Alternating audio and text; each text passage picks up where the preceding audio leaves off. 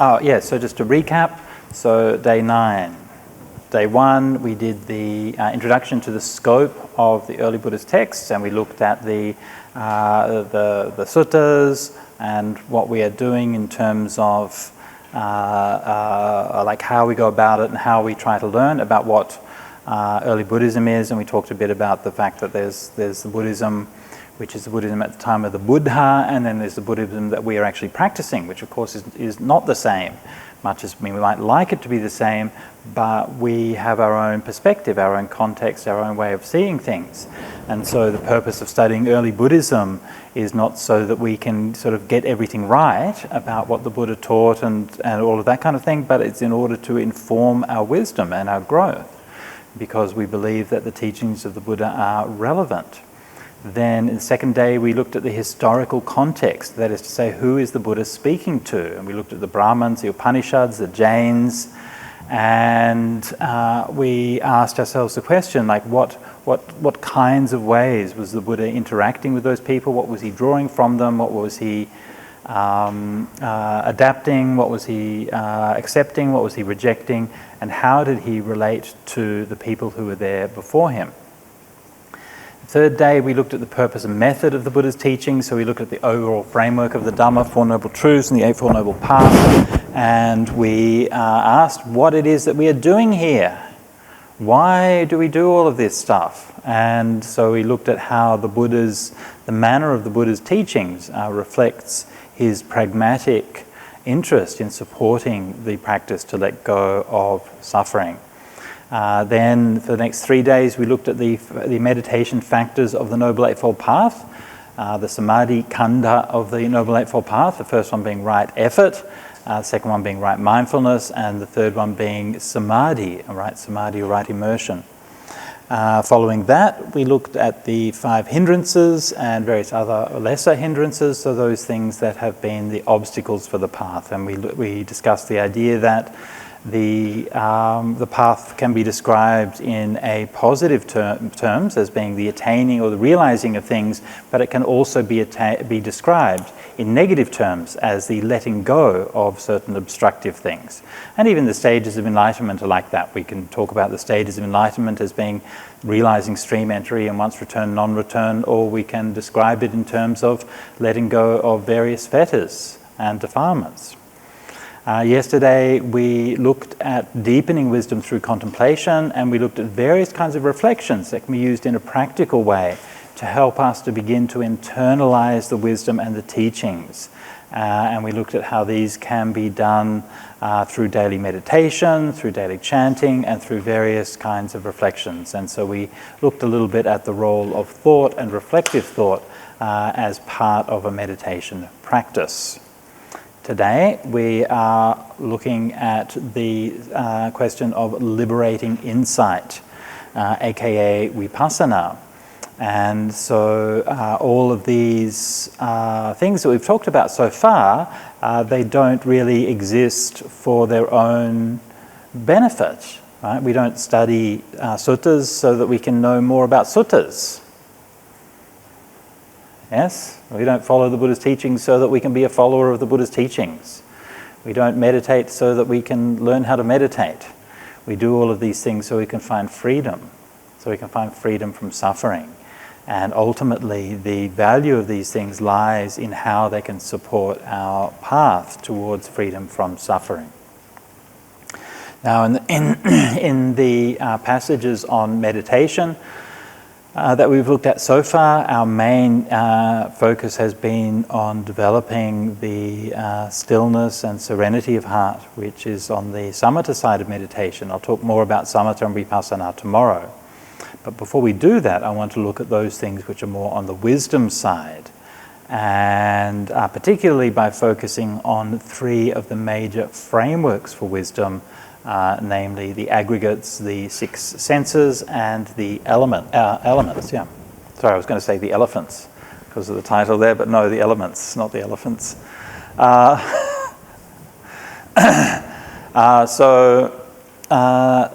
But before looking at those suttas in detail, just let me say a few words about the development of wisdom in Buddhism generally. Okay, so when we talk about wisdom, we're talking about something which often has like a feeling of being something which is kind of nebulous, which is kind of hard to define or hard to pin out. We associate, wisdom with people like who are old and bearded and living on mountains and these kinds of things, and we think, oh yes, they're going to give us some wisdom. And then we have, like these days, you have a lot of kind of traffic in wisdom. You can print out wise sayings and then put them on your pillows and post them on Instagram and all of these kinds of things. And so you have these kind of ability to sort of traffic in wisdom. One of the problems, of course, with all of these kinds of things is that because wisdom is often perceived as being something that is a bit nebulous, a bit hard to pin down, that it's easy for it to become detached from the context that gives it meaning. And so it's easy to throw around sort of wise sayings and so on, but actually to live them and to know what they mean and how they matter is quite a different thing altogether. In some ways, when we start to talk about wisdom, I find that people sometimes stop making sense. I don't know if you've noticed that.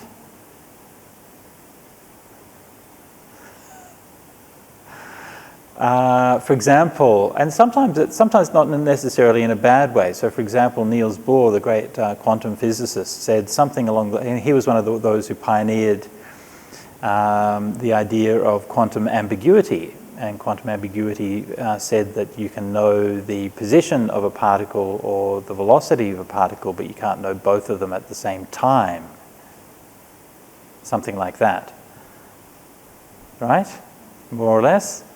And also various other weird stuff that happens in quantum theory where you can never be quite sure if something's a particle or a wave. And it's kind of, if you look at it in some ways it's a particle and you look at it in other ways it's a wave. And it all kind of gets a bit weird. And instead of the world being made up of things around us, the world's made up of smears of probability. And everything seems to sort of disappear into a kind of soup where nothing is quite as clear as it once was. And what Niels Bohr said was quite interesting. It was something along the lines of the opposite of a shallow truth is a falsehood, but the opposite of a profound truth is another profound truth. So one example might be a shallow truth might be, the average lifespan is like 80 years, whereas a profound truth might be life is short. And the opposite of that might be life is long. Life is short because it's measured by the amount of breath we have. Life is long because we have much opportunity to achieve much in that time. Right? Kind of makes sense, right? Yeah, kind of makes sense. So this is where we get into this area of wisdom. So I'm not kind of trying to argue for that as a point of view. I'm just trying to present this kind of idea of like why, when we come to wisdom, things tend to get a little bit weird, right? When we deal with like rationality, we can deal with facts, we can deal with inference, right? It's comfortable, okay? We can check the footnote and we can see, is this right or not, right? It's reassuring, yeah? We can look it up on Wikipedia and say, look, do we have a source for that? Yeah? It's easy. But when it comes to wisdom, it's a little bit harder, right? And it becomes very easy to say things that seem very profound. Yeah? And you have you have things like, say, crazy wisdom. So this was the invention of Chogyam Trungpa, who was abusive, drug-addled monster, but apart from that, he invented this idea of crazy wisdom that you can be crazy and wise.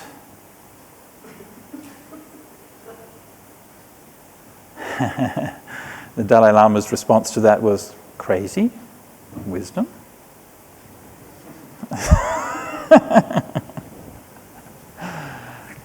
So one of the reasons I think why we end up in this space, like culturally we end up in this space with regards to wisdom, is because we have this idea that wisdom is beyond rationality.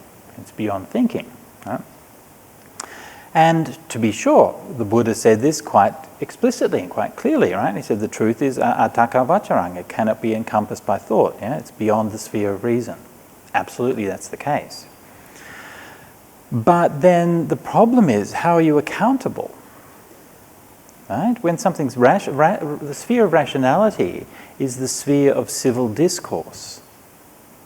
Yeah? If I make a claim, you can respond to that claim because it's somehow meaningful. It relates to something. It relates to some kind of fact. It relates to the real world in some way. Yeah? But when we come to religious things, we say things that are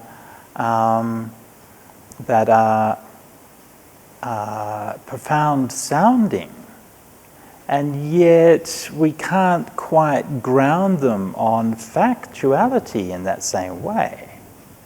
Yeah? So a religious person might say, God loves you. Yeah, I mean, okay, thanks God, that's good. It's nice. But how is that? How do we actually? What do we do with that? I mean, obviously, that's speaking from a place of faith rather than from a place of factuality. So, what does it mean actually to talk about wisdom? Like, what are we doing? And so, I think from a Buddhist point of view, when we're talking about wisdom, the wisdom is something that grows out of our earlier development. Yeah? It's not something that sort of leaps over it. And so there's so many times that I find this in Buddhism that people will leap over all of the inconvenient stuff in the middle and then get to the wise-sounding stuff at the end. And there's always something hollow about it, because there's like a lack of accountability. Yeah? You can say all of these things that sound very nice. They may even be true. Yeah? But there's not necessarily any substance to it. So the Buddha's approach was much more gradual. We build up from more basic forms of knowledge, right? Ideas, thoughts, concepts, facts, evidence. We infer little bit by little bit by little bit, cautiously and slowly. Yeah? Yeah? We don't just walk around saying all things are interconnected. You see, this is the kind of wisdom that people might say, all things are interconnected. It's very easy to say. It sounds like it's something profound. Maybe it is profound. Maybe it's true. But what's the point? Right? So the Buddha would say, actually, this is connected to that. Look at that. See what is there. How is this connected to that? What is the conditioning there? Look and understand that thing. Ah, yeah. Now we can see how that one is then connected to that one. Yeah? Now we look at that. Okay. Yeah. And so we're going little bit by little bit. It's much more slow, it's much more careful, it's much more grounded. And it leaves us, or it should leave us, much less vulnerable to these kinds of sweeping, spiritual-sounding generalizations about things. So this is the term that Ken Wilber used for this is elevationism. So Ken Wilber contrasted reductionism, which most people are familiar with. So reductionism is the idea that you can explain away any of the more profound features of society or human thought or humanity with reference to a lower feature. Okay, and so the example that Ken Wilber would give for that would be, say, Marxism. So he would say Marx explains everything in the world according to economics. Right? That's how societies are formed, it's how everything is formed, and it's because of grain and factories and these kinds of things. Now obviously these things are important, and actually Marx had important things to say about those things. But that's not everything. Yeah? And so when Marx came to talk about religion, he said he could only see religion in those terms. Religion's a means of exploiting the workers by getting you to believe in the false idea of a heaven after death. And again, he's not entirely wrong. Yeah? Religion absolutely can and is used in that way. But that's not all there is to it. And so this is that fallacy of reductionism, is to reduce everything to that one level that you have. So the fallacy of elevationism is the opposite fallacy. It's where you elevate everything to that high spiritual plane and everything sort of relates to that.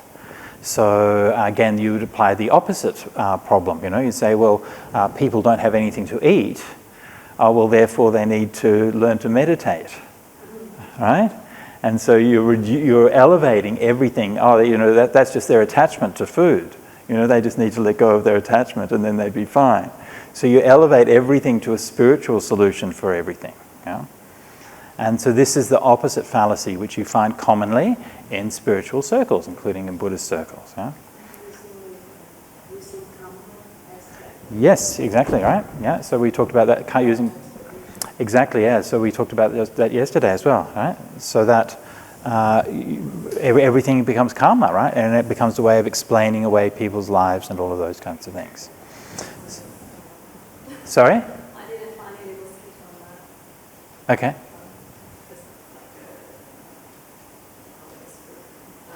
Okay.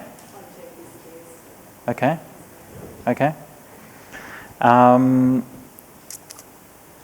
So the Buddha taught appropriatism? No. I don't know if there's a word for it, but basically neither elevationism or reductionism. But basically there are many different levels to deal with things. And one of the stories that I have about that for my time as a young monk was when I was staying in a hut where we'd have to go out the back of the hut to the meditation hall for the morning meditation. It was dark, still in the morning, and the monastery there, Wat Nanachart, is basically built in a swamp. So a large part of the monastery is, quite swampy. And so they have to build up the paths so that you can travel around without squishing in the mud and so on. But my path, they didn't have that. So when it rained, you would walk out the back and there'd be very, very slippery mud. Like not just ordinary mud, but like this fine clay, super slippery mud. And so I'd try my best to walk out carefully in the morning, but then sometimes it was really early in the morning and stuff, okay? So, and I hadn't had any coffee, so sometimes I'd go flying. Anyway, so I went to the abbot and said, can we put some, pavers or something in there so I can walk out in the morning? And he said, oh, well, you should be more mindful. All right, well, thank you, Ajahn. I'll take that as a lesson. But the thing that I learned over the years is that the Buddha never does that. Absolutely never does that. And if you look in the Vinaya, if somebody says, oh, there's a problem with the path, the Buddha would say, well, then fix the path. And if there's a problem with a leaky roof, he'd say, well, fix the leaky roof. And if there's a problem where your robe is torn, he'd say, sew your robe. And he will always be addressing a problem to the place where the problem occurs, and not trying to explain things away with this elevationism, aka spiritual bullshit.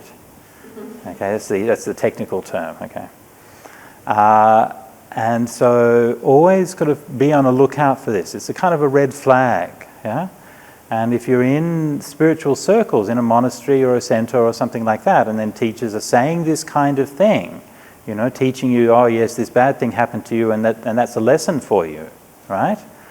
And all of these things. And this is a kind of a red flag that they're not really addressing the issues that need to be addressed. So when it comes to wisdom in Buddhism, we don't, it's interesting when you look at the wisdom passages in Buddhism, and there may be a kind of a shortage of Oprah-like flights of rhetoric and talk about things that sound very nice and very profound. I mean, actually, there are things like that in there, but there's a lot of analysis, a lot of care, a lot of bringing things back to things that are practical and things that matter.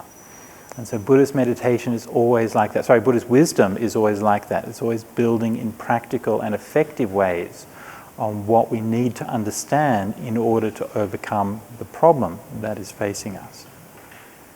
This is like a general introduction to the concept of wisdom and to how wisdom is applied in Buddhism. Any questions on that before we go on to our first sutta? Giovanni? The best sutta about this is the one where Buddha explains the epistemic approach, where he basically says, all the 5 grounds, the faith, theology, right. And says the Buddha's method is to see things with wisdom, and then he relates that to sankharas and says, you just look. Right. Something is there, it's there. Right, it's right, there, right. Exactly, yeah. So, so it's always based on that fundamental keeping close to our experience. Yeah. Always stay as close to experience as you can. Yeah. Or that's a really kind of good rule of thumb when understanding Dhamma. Keep everything as close, or understanding anything really, keep as close to direct experience as you can. I talked yesterday about the role of inference, right? So inference should be as thin a layer as is needed. Okay? Don't abstract things more than they need to be. When we abstract things more than they need to be, it sounds cool. Yeah? And we can say generalizations and things that sound wisdom. But actually keep things as close to the facts as we can and apply as thin a layer of interpretation as we need to understand the context. This, by the way, is also very good advice if you are developing a website. I'm just saying. Thin abstractions. Yeah. Yes, Lydia. Yes.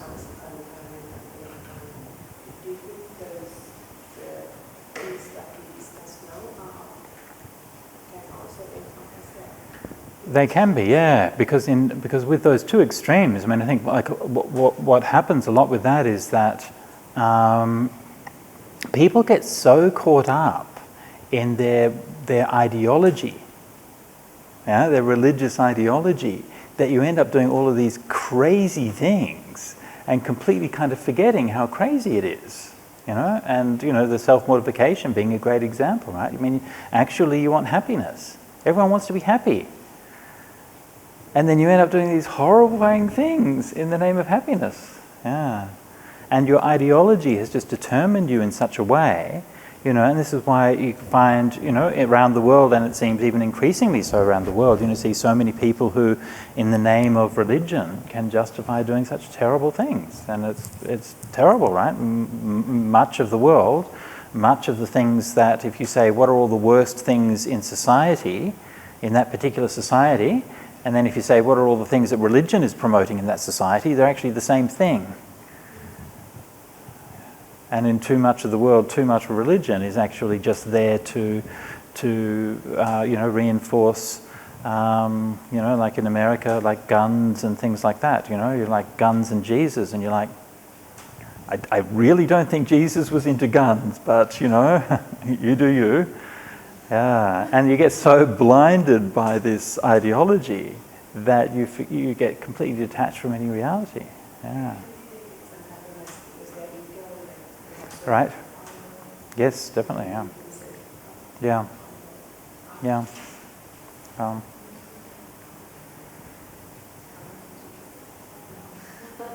Guns, babies, and Jesus. That's the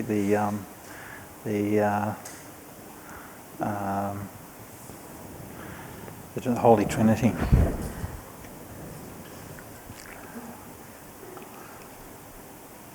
Okay. Let us go. All right, so now let's have a look. Oh, actually, so before I go on, one thing I forgot to mention with this evening and tomorrow, we're going to be changing the timing a little bit because of the talk. So because of the film is going to be at 6. So let's shift the afternoon session forward an hour. Okay, so we'll start the afternoon session at 3:30. Okay, so we'll have after this session, As before, we'll have morning tea and then a break of meditation until 3:30. Come back here at 3:30 and we'll have the session till 5:30, and then 6 o'clock for the film for those who want to, if you want to watch the film. If you don't want to watch the film, then more meditation. All right? And tomorrow we'll have the same schedule, so 3:30 afternoon class, and at 6 o'clock we're going to be going for a Bodhi Puja. Yeah? So the monks at the local monastery, right? The local temple have invited us to participate in their Bodhi Puja, which is their evening service. So that'll be about a half an hour service or something like that at 6 o'clock. So that'll be really interesting for for anyone to go, but especially if you haven't been to a Bodhi Puja before. Yeah? It's a very widespread, very beloved sort of ceremony that's practiced in Sri Lankan Buddhism. Oh, right, yes, so afternoon tea at 3 o'clock. Yes, and then the talk at 3:30, yeah. Ish.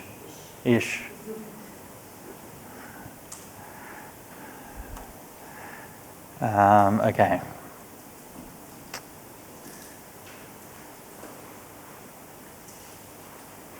Actually, before we start doing the reading, let's do a few minutes of meditation. Let's just sit quietly for a few minutes.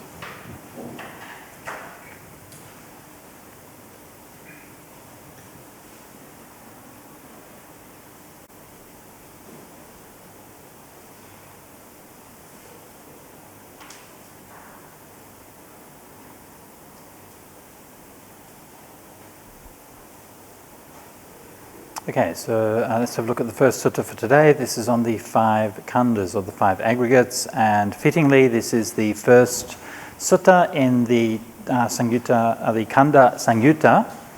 So just as a bit of general background, obviously these wisdom teachings that the Buddha taught are found throughout the Buddhist suttas and so on, but the main places where the main wisdom teachings are found is in the Samyutta Nikaya, or Samyutta in Chinese, and this is where we find the large collections of discourses on the aggregates, dependent origination, elements, 6 senses, and so these main sort of main wisdom categories.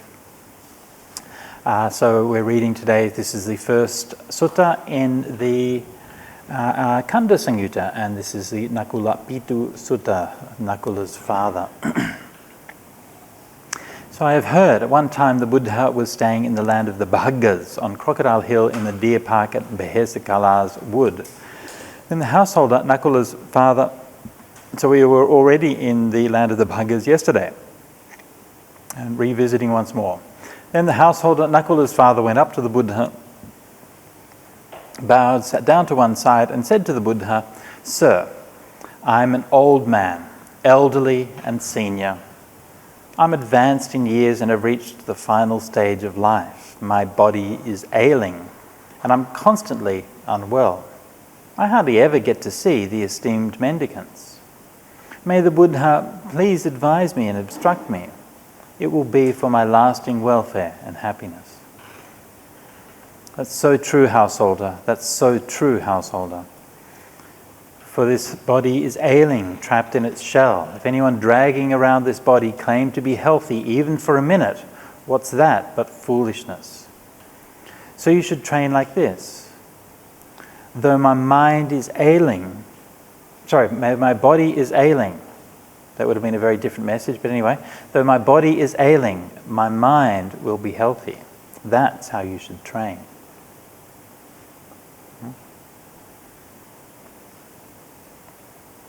Then the householder, Nakula's father, approved and agreed with what the Buddha said. He got up from his seat, bowed and respectfully circled the Buddha, keeping him on his right. He went up to Venerable Sariputta, bowed and sat down to one side. Sariputta said to him, "Householder, your faculties are so very clear and your complexion is pure and bright. Did you get to hear a Dhamma talk in the Buddha's presence today?" "What else, sir, could it possibly be? Just now the Buddha anointed me with the deathless ambrosia of a Dhamma talk." "But what kind of ambrosial Dhamma talk has the Buddha anointed you with?" So Nakula's father told Sariputta all that had happened and said, That's the ambrosial Dhamma talk that the Buddha anointed me with. But didn't you feel the need to ask the Buddha the further question? Sir, how do you define someone ailing in body and ailing in mind, and someone ailing in body and healthy in mind?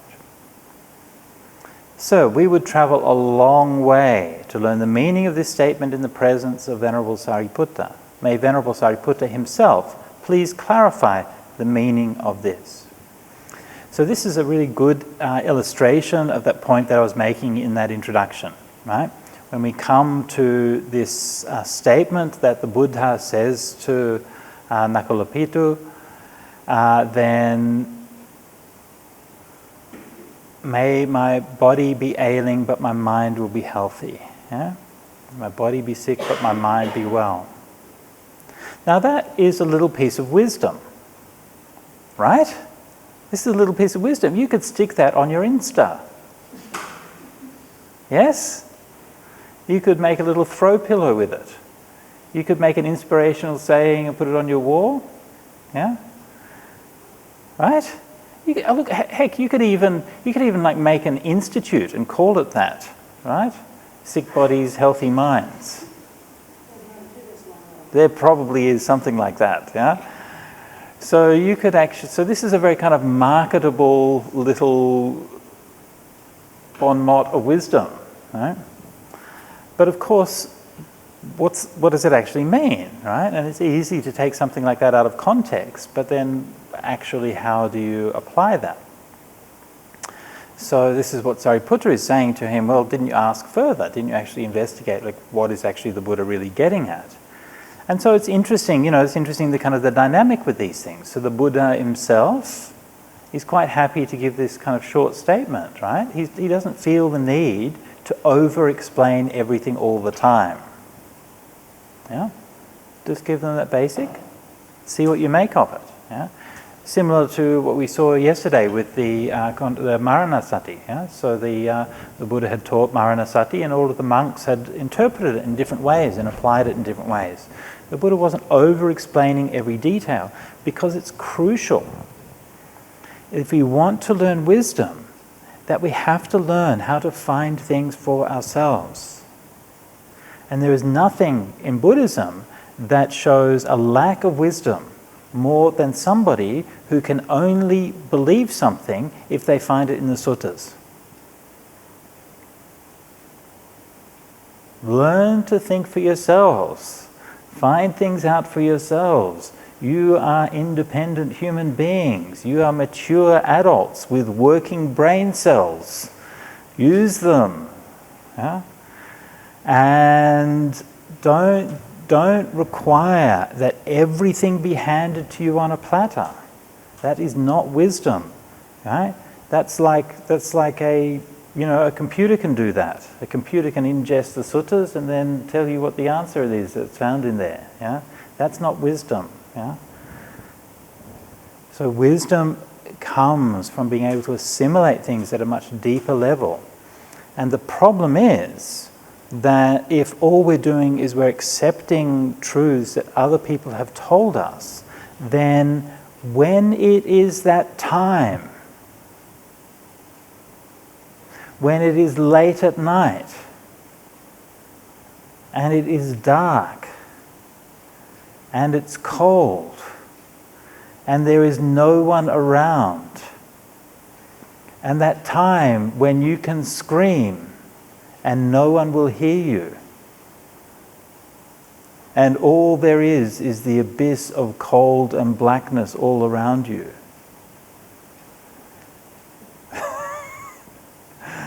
Who is going to be there for you at that time? Yeah? Your wisdom is the only thing that will save you. So don't think that we can get all of our answers from the suttas. Yeah? This is clearly not the Buddha's method. Yeah? The Buddha's method was to stimulate us to find answers for ourselves. Psychologically, this also is very acute because there are different pathways in the brain for knowledge which is given to you and knowledge which you find out for yourself. Knowledge which you find out for yourself traces a much brighter network of neurons in your brains. Yeah? This is why when you're learning mathematics, you don't just get told this is what addition is. You sit there and you do it for yourself. And every time you find the answer, then that sparks something in your mind, sparks something in your brain. It reinforces the learning. Yeah? It's not just memorizing what people are telling you to. So the same thing with the Dhamma. You have to learn how to solve problems for yourselves. You have to learn how to answer questions. You have to learn how to resolve issues for yourselves. So, after leaving the presence of the Buddha, then Nakula-pitu goes to see Sariputta,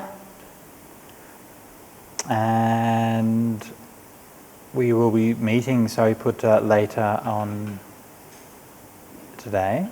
Now, Sariputta, of course, was the disciple who was known as being the one who is the greatest in wisdom. And his discourses are often characterized by a methodical approach, where he will take something which has been said in brief and then explaining it in more detail, and particularly putting it in the context of the Four Noble Truths.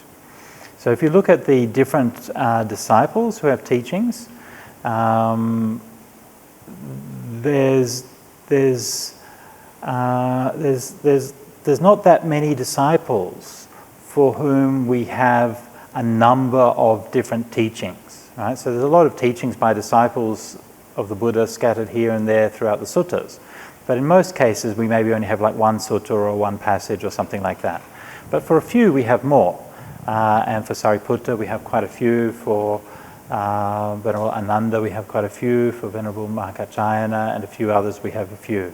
And from those, we can learn something about the different personalities of those disciples. Venerable Ananda is much more concerned with the life of the Buddha. Yeah? He's concerned with stories and with people and with biographies, and he approaches the Dhamma through the telling of stories about the Buddha and through the life of the Buddha and so on. Sariputta is methodical, and so he likes to look at how things work within the context of the Four Noble Truths. So we can lay things out within the Four Noble Truths, and we can have that kind of bird's eye view of how everything fits into the Dhamma. Mahakaccayana, we met yesterday briefly in the Madhupindika Sutta, and he has a mind which is much more about, it's more linguistic and it's more analytical. He will like go inside something and then tease out all of these unexpected consequences of things. You know? So different of disciples will have different approaches to wisdom. All right. So then Nakula-pitu asks the Sariputta a question.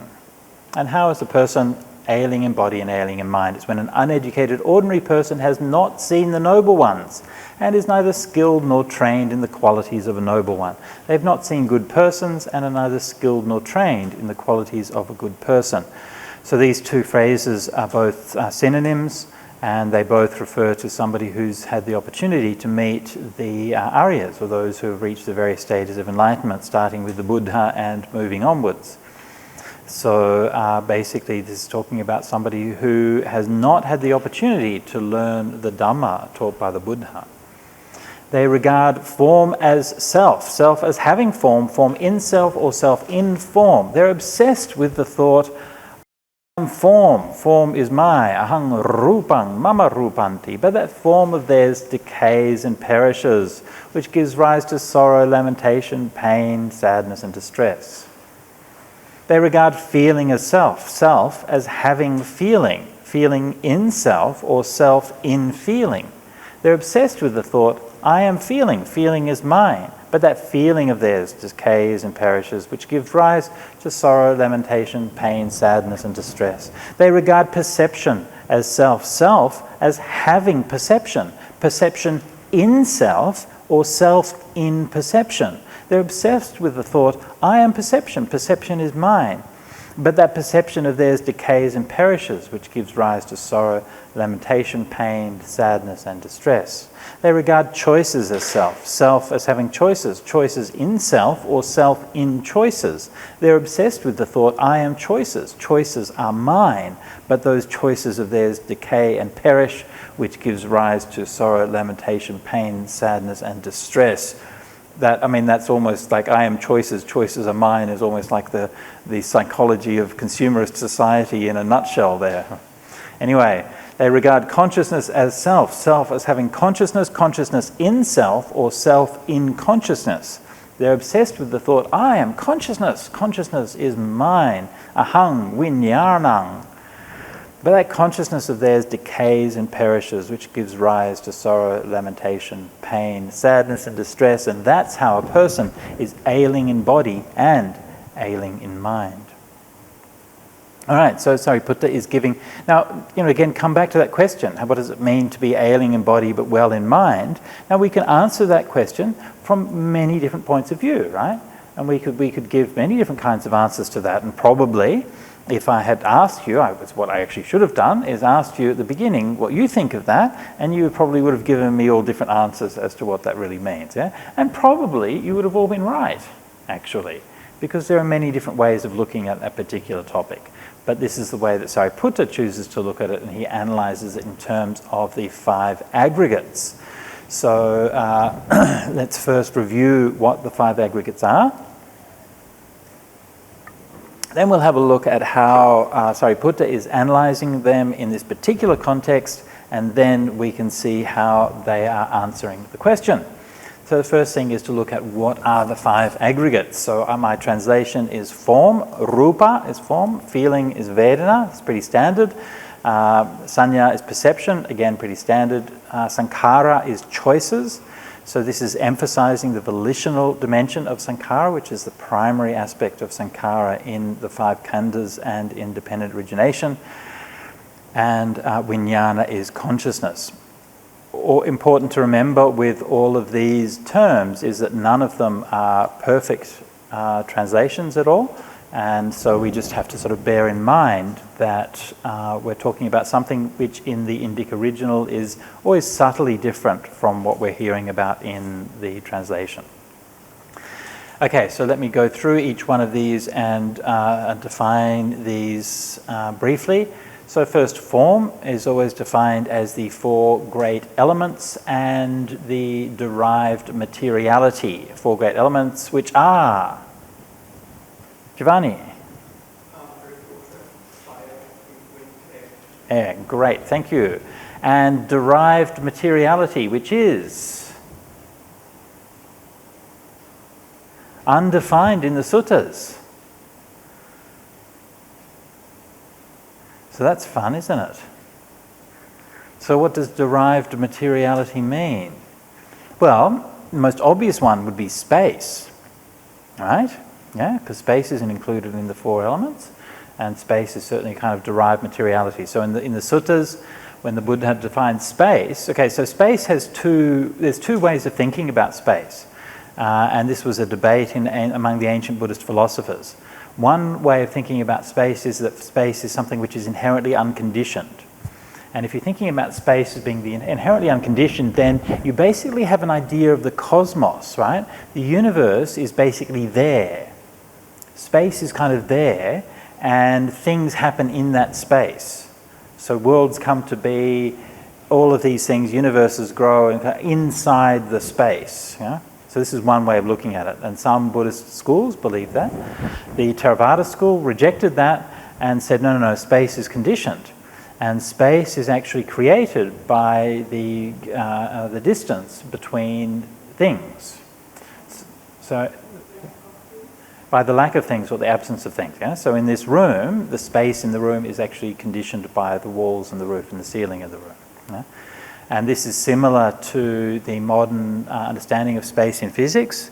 So the understanding of space in physics is that before the universe begins, is that everything's sort of curled up into one place. and space only emerges as the universe spreads out. So space is actually created with the universe. It's co-created with the universe rather than being something that it pre-existed that the universe happens in. So that's the Theravadan interpretation, and that in fact is also the interpretation in the suttas. So the suttas actually talk about space as being a conditioned thing that is created by the gap between the other elements. All right, so form includes space. What else does it include? What about, okay, let's get funky here. What about colour? Is colour part of form?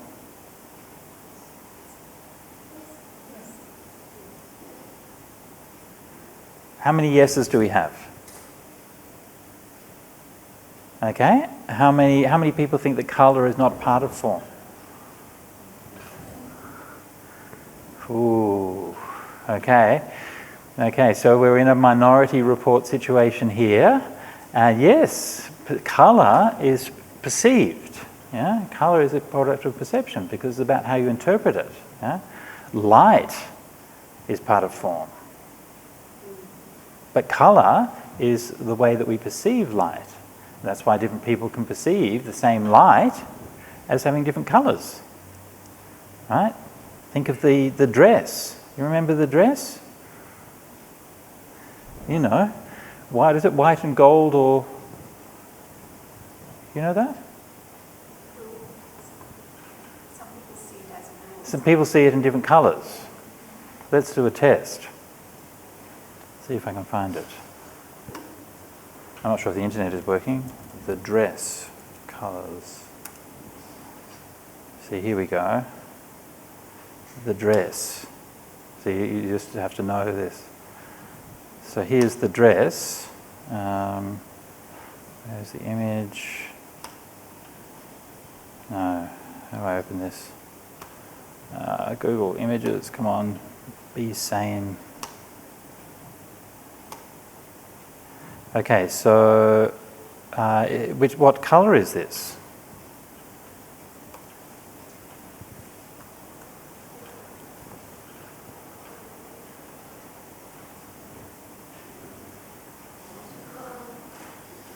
White and gold.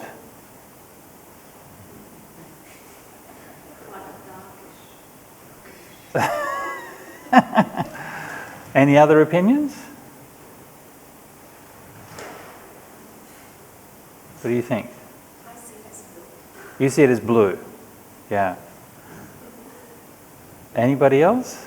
So this was a controversy that divided the internet for weeks, and a few years ago, and everybody was looking at it and everybody was seeing it in different ways, and there were all these kind of explanations about perception and eyes and things like that. But people would be, it was funny because people would be just like adamant that you look at it, that it's obviously these colours, right? And everybody would be, it's not blue. It's not blue? It is blue? It's blue. This reminds me of this picture, like if it was white, but you shown purple light on it. Right.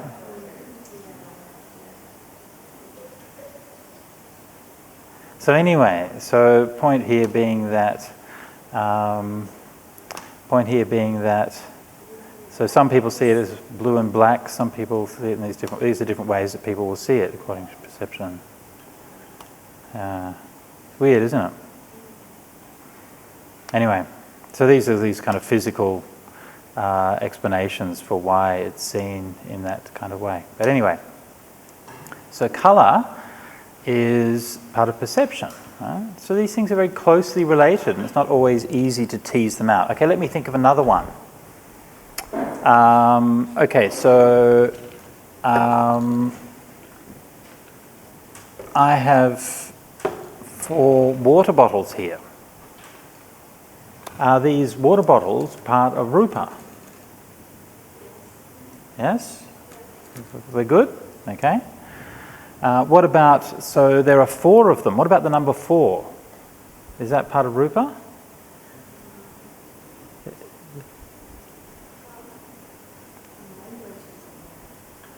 Language is made up. What about the concept of four? Like we might put a label on it. Okay, the label is conditioned, but what about the actual idea of four? There's four of them. I mean, isn't that a physical fact? There's a physical fact that there are four of these. Surely that should be part of rupa. Is that right? No?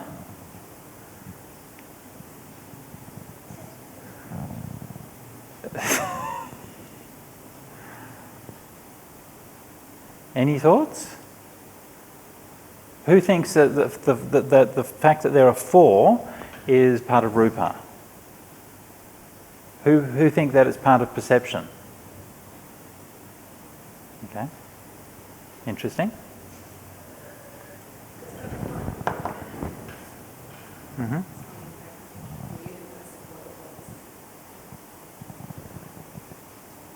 So let me just get this straight. So if you are going through customs and they say that you've got too much money, then you'll just tell them that the concept of numbers is just something that exists in your mind. And yes? Okay, fair enough, fair enough. Just as long as you're consistent, okay? That's all I care about.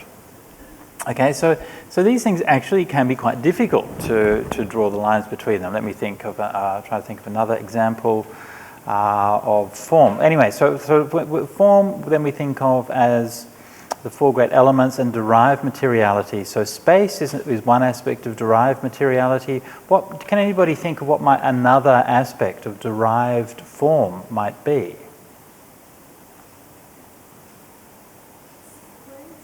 Sorry?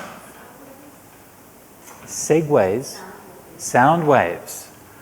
Okay, right. So these are the sound waves are the one of the objects of the senses, right? So one of the things that simulates sensory reaction, or is that included within the other four? I mean, you perceive sound, right? So that's fine, but in terms of like the physical thing, right? So sound waves in a sense don't exist, right? There's no sound wave particle, but a sound wave is really the propagation of energy, which changes the density of the medium in which it's being transmitted, right? So density is changing and energy is changing, but there's no physical energy, or is energy under tejo?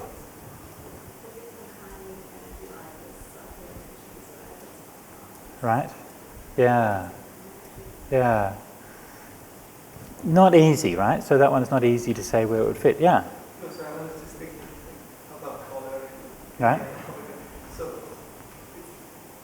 because the thing is, like, even if color is actually perception, Right.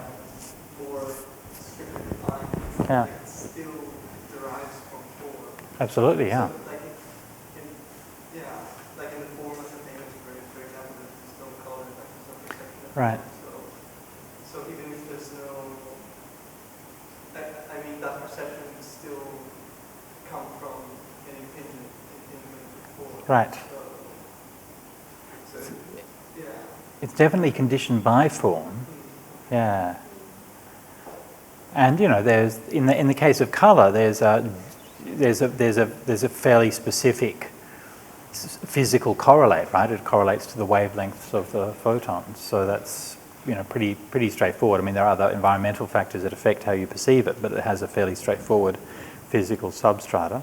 So what do you think? Like if you're in the formless realms, right? So we get rid of form. You're in the formless realms, okay?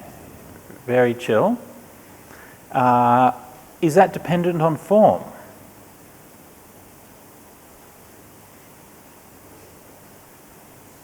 Are formless realms dependent on form? No? It's dependent on absence of form? It's a realm? Well, the conceptualization of it is, it's relative to the idea of form. Right? But I would say that the experience per se, like, isn't. Okay, so who thinks that the form realms are not dependent on form? Formless realms. Formless realms are not dependent on form. Thank you. Yeah, I've been doing this. I've been doing too many now. My brain is starting to shut down. So who thinks? I'll come to you in a second, Ravi. But who thinks that the formless realms are not dependent on form? Put your hands up. Formless realms are not dependent on form. Come on, commit, folks. Who thinks that the formless realms are dependent on form? Okay, the formless realms are dependent on form. How? In what manner, Ravi? No, not mental forms, because the mental, like in the form jhanas, and yes, there you have the rupa, which is the mental counterpart. I was going to come to that in a minute, that this is one of the forms of derived materiality, right? Is the mental counterparts of what we see in the form realm, right? But those also don't exist in the formless realms. There's no nimitta, there's no light, there's nothing like that. Okay, go on.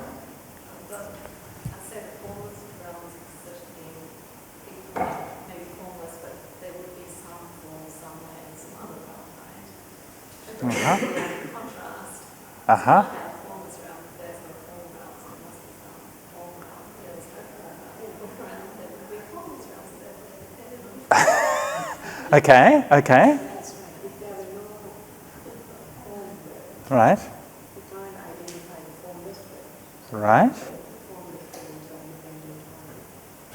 Okay. Yeah, that's what I meant with the conceptualization. Like when you come out of the formless, Yeah. you can compare the two, but when you're in, this is no form.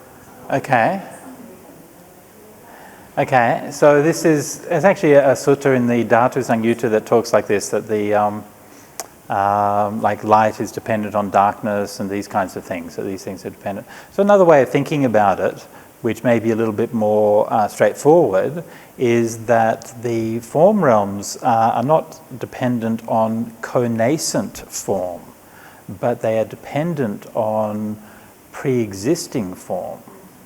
Yeah? So in the Abhidhamma it defines and goes into all of these conditions in quite a lot of detail. So one of the kinds that the distinctions they make is the pure jata paccaya, the previously born condition, and the sahajata paccaya, which is the connascent condition, something which arises at the same time. So if you're in the normal meditation, or even in the four jhanas, then you have that form, that nimitta, that light, or whatever, however that manifests to you, then that is conditioning that meditation which is happening at the same time. This is the sahajata paccaya.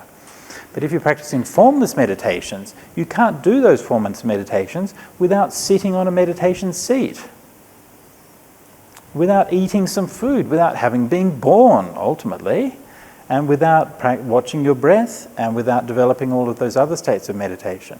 So even though those things have vanished from that state, they're still conditioned that state. So that state is still dependent on form by way of pure jata paccaya, the pre-existing condition. Yeah?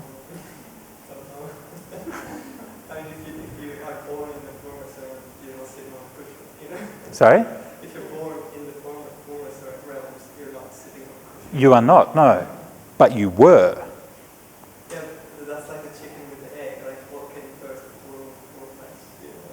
Well, no, the form. I mean, you had to develop meditation at some point in order to get into those realms. Yeah, no, that's what I'm saying. Like, it's like a chicken with the egg. It's like, did I come here?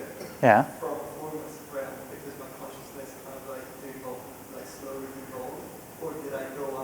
Sure, but it's there's still a dependency there, right? I mean, ultimately, you have to meditate in order to get into the formless realms. Well, yeah, I mean, if you think about going to the formless, but coming from the formless realms here, then it's a matter of ontology. Really, it's just like what is primary. Like, What is primary doesn't matter. Right? It's still conditioned, whether it's a primary condition or secondary condition, whether it's ongoing condition or anything, doesn't matter. So all I was saying was, is it dependent? So there is a dependence there. Yeah? But I mean, you're right, that in the cycle of things, that all of these things ultimately become mutually dependent. Yeah? but there is a dependence. Yeah? Yeah, this is parejjhata paccaya. There's also a paccajjhata paccaya, which is where something which previously exists is dependent on a cause which comes later. Something already exists, but the cause for it comes later. Can anybody give me an example? Dreams. Hang on. Dreams.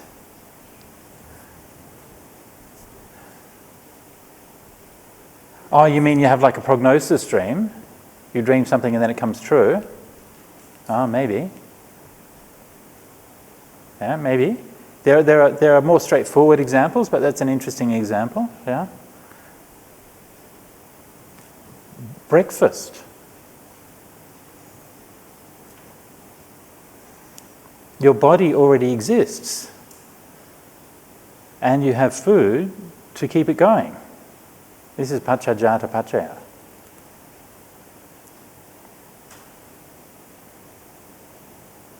Anyway, we don't have to go too far in this. So this is all from the Patana, from the Abhidhamma, and so this is how the Abhidhamma sort of breaks down conditionality in these different ways. So we're just sort of playing around with some ideas about form. And so, one of the things that I mentioned earlier when discussing meditation is that form primarily is our inner perception of physical properties. So it's our perception of solidity, liquidity, airiness, heat, and so on. And that is loosely coupled with the physical reality of the world as it might be measured by a scientist in a laboratory. Loosely coupled. It's not completely distant, but nor is it exactly the same. And it includes, as well as the four primary properties, also includes space. It will include things like, say, the sukkhuma rupa, the subtle form. It will include things like the images and so on, the form that we have in our mind. But it will also, maybe if we were to look at it in terms of modern physics, we would include things like, say, gravity. Right? Where does gravity fit in with the four elements, right? Maybe gravity would be in there, and other things like that. Anyway, it's a kind of a catch-all thing. So the idea behind this is that the four elements, they're not necessarily supposed to be like a complete definition of physics. Obviously, the physical world is more complicated than that, but they do still, relate pretty well to our normal perception of the physical world and how the world is understood in physics. And so, that's form. The second one is feeling. Feeling, yes.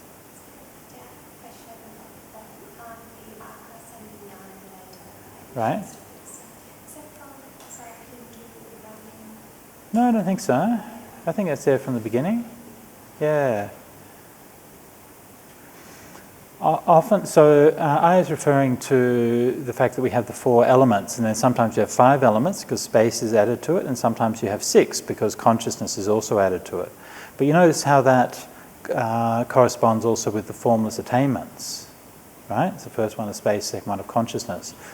Actually, in the suttas, the 4 elements, the 4 rupas, sometimes, and in fact quite often, appear as more or less a kind of shorthand for the attainment of the 4 jhanas. Yeah? So sometimes they're talking in the context of the material world. Yeah? But then if you look at the way that it's talked about in the development of meditation, at the rupa jhanas, because they're based on that reflection or that echo of that physical form, and so this is where those 6 elements come in, because the 4 jhanas are the basis, the form is the basis for the first 4 jhanas, and then space and consciousness. Yeah. Okay, so feeling. So can somebody tell me what feeling is?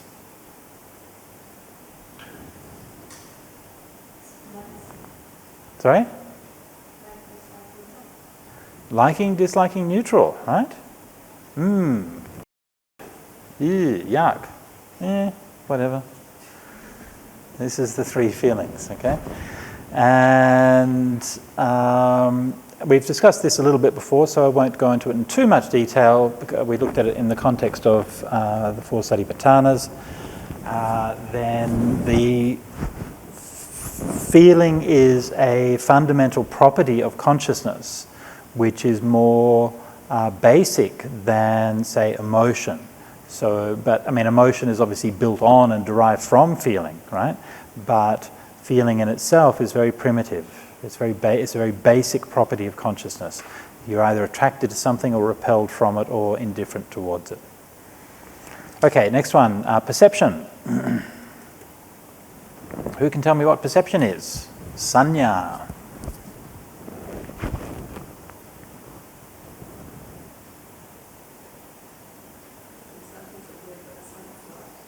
So something's a blue dress, something is not? Look, honestly, there could be worse answers. I'm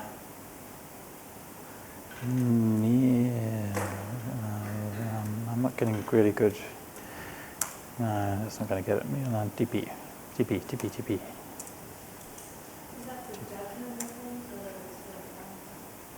Which, sorry? Is that like our judgment of things? Judgment comes under sankharas. Yeah.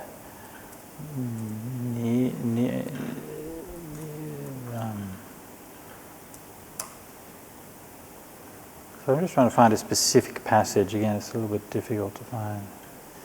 Here we go. 22.79. 22.79.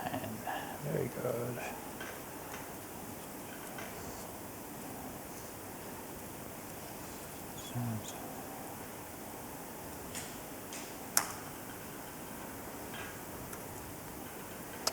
Ichi. So this is another sutta in the 5 Kajaniya Sutta. 5 khandhas are ichi.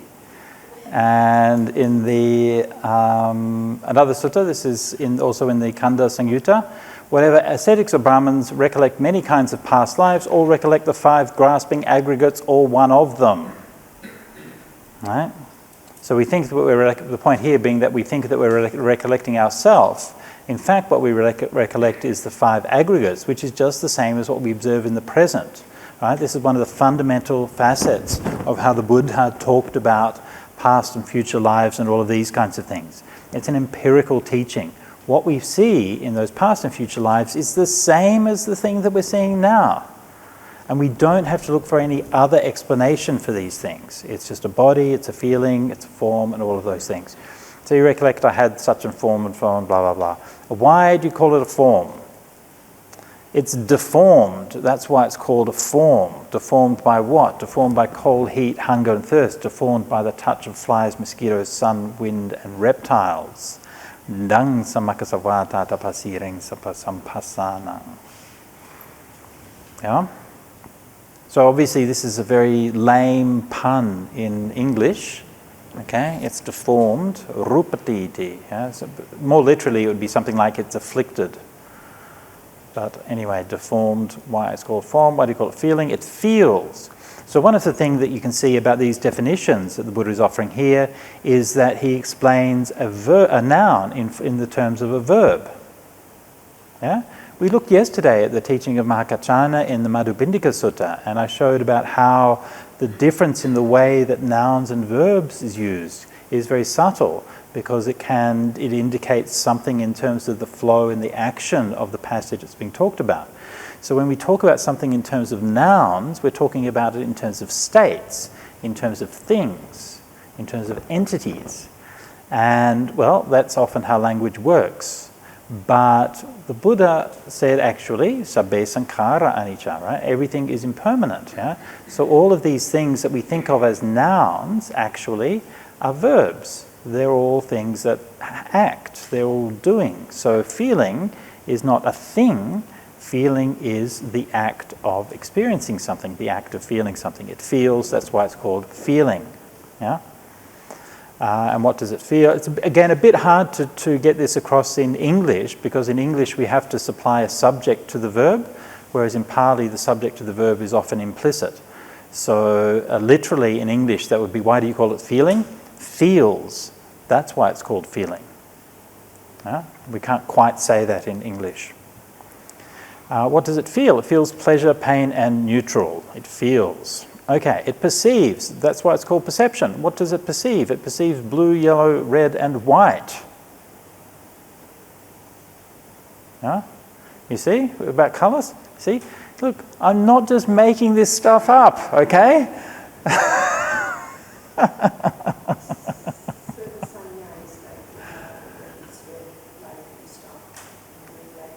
Yeah. So this is like another, so there's one layer of recognition which recognises what the colours are, and another layer of recognition which is like what the meaning is. And when we've done that, we can then make a choice. Sankhara comes next, right? Red, stop, green, go, red, just go anyway. And that's our choice, right? So this is based on perception. So what perception does is it makes sense of the world. Right? You have all of this overwhelming input from the senses. So much detail in the sight, sound, smell, taste, and touch. All of this information. I mean, just think about it in terms of, like these days we're used to thinking about information in terms of computer, right? So think about your computer and it's got a screen. It's got how many pixels on a screen? I don't know, millions of pixels on the screen. But that's nothing compared to how many pixels the world has, right? How much information that just this site that we're in now is actually giving us, yeah? And not only is it bigger and more detailed, but there's also a lot of dimensions to that are simply lacking, like depth, obviously, right? So depth is encoded in that. And there's also like a breadth or spread of perception. Like on a screen, everything is flat. Every letter has the same clarity no matter where it is. But in our perception, it actually goes in the middle is clearer and then it sort of drifts off to the outside. So the actual whole field of perception when we see is much more complex than what you can get on a screen. It's bigger, it's more detailed, it's richer, it has depth, it has more complexity. So it's multiple orders of magnitude more complex than what you have on a screen. And yet our brain is taking all of this stuff in and making sense of it all the time without us even thinking about it. And sight is only the beginning, because then we have sounds and smells and tastes and touches, and our body is always receiving these senses, and we know that sometimes this can really be overwhelming, right? I mean, especially if you're in, doing a nice meditation and you're feeling peaceful or something, and then you have to go out into the city and it's like everything is, bright and shiny and noisy and everything, and it's too much, yeah? And your perceptual filters are struggling to keep up with that. And this is something which is manipulated by advertisers and people who want to sell you things, and they will deliberately overload your senses and confuse your senses so that you don't make rational decisions. And this is the basis of the idea. In Australia, they used to have a show about advertising called the Gruen transfer. And the Gruen transfer is a psychological phenomenon where when you design a shopping mall, you design the shopping mall so that people can go in but can't come out. And you have shiny surfaces everywhere. I don't know if you've ever noticed in shopping malls, everything's shiny. Why is things shiny? Because shininess disorients you. Because light isn't coming from where it's supposed to be coming from. Yeah? You see something here, it's reflecting from over there. Something from there, it's reflecting from over there. So it's confusing your senses. And then you're overloaded with smells and sounds and all of these kinds of things. And so the Gruen transfer is the moment when you forget what it is that you came there for.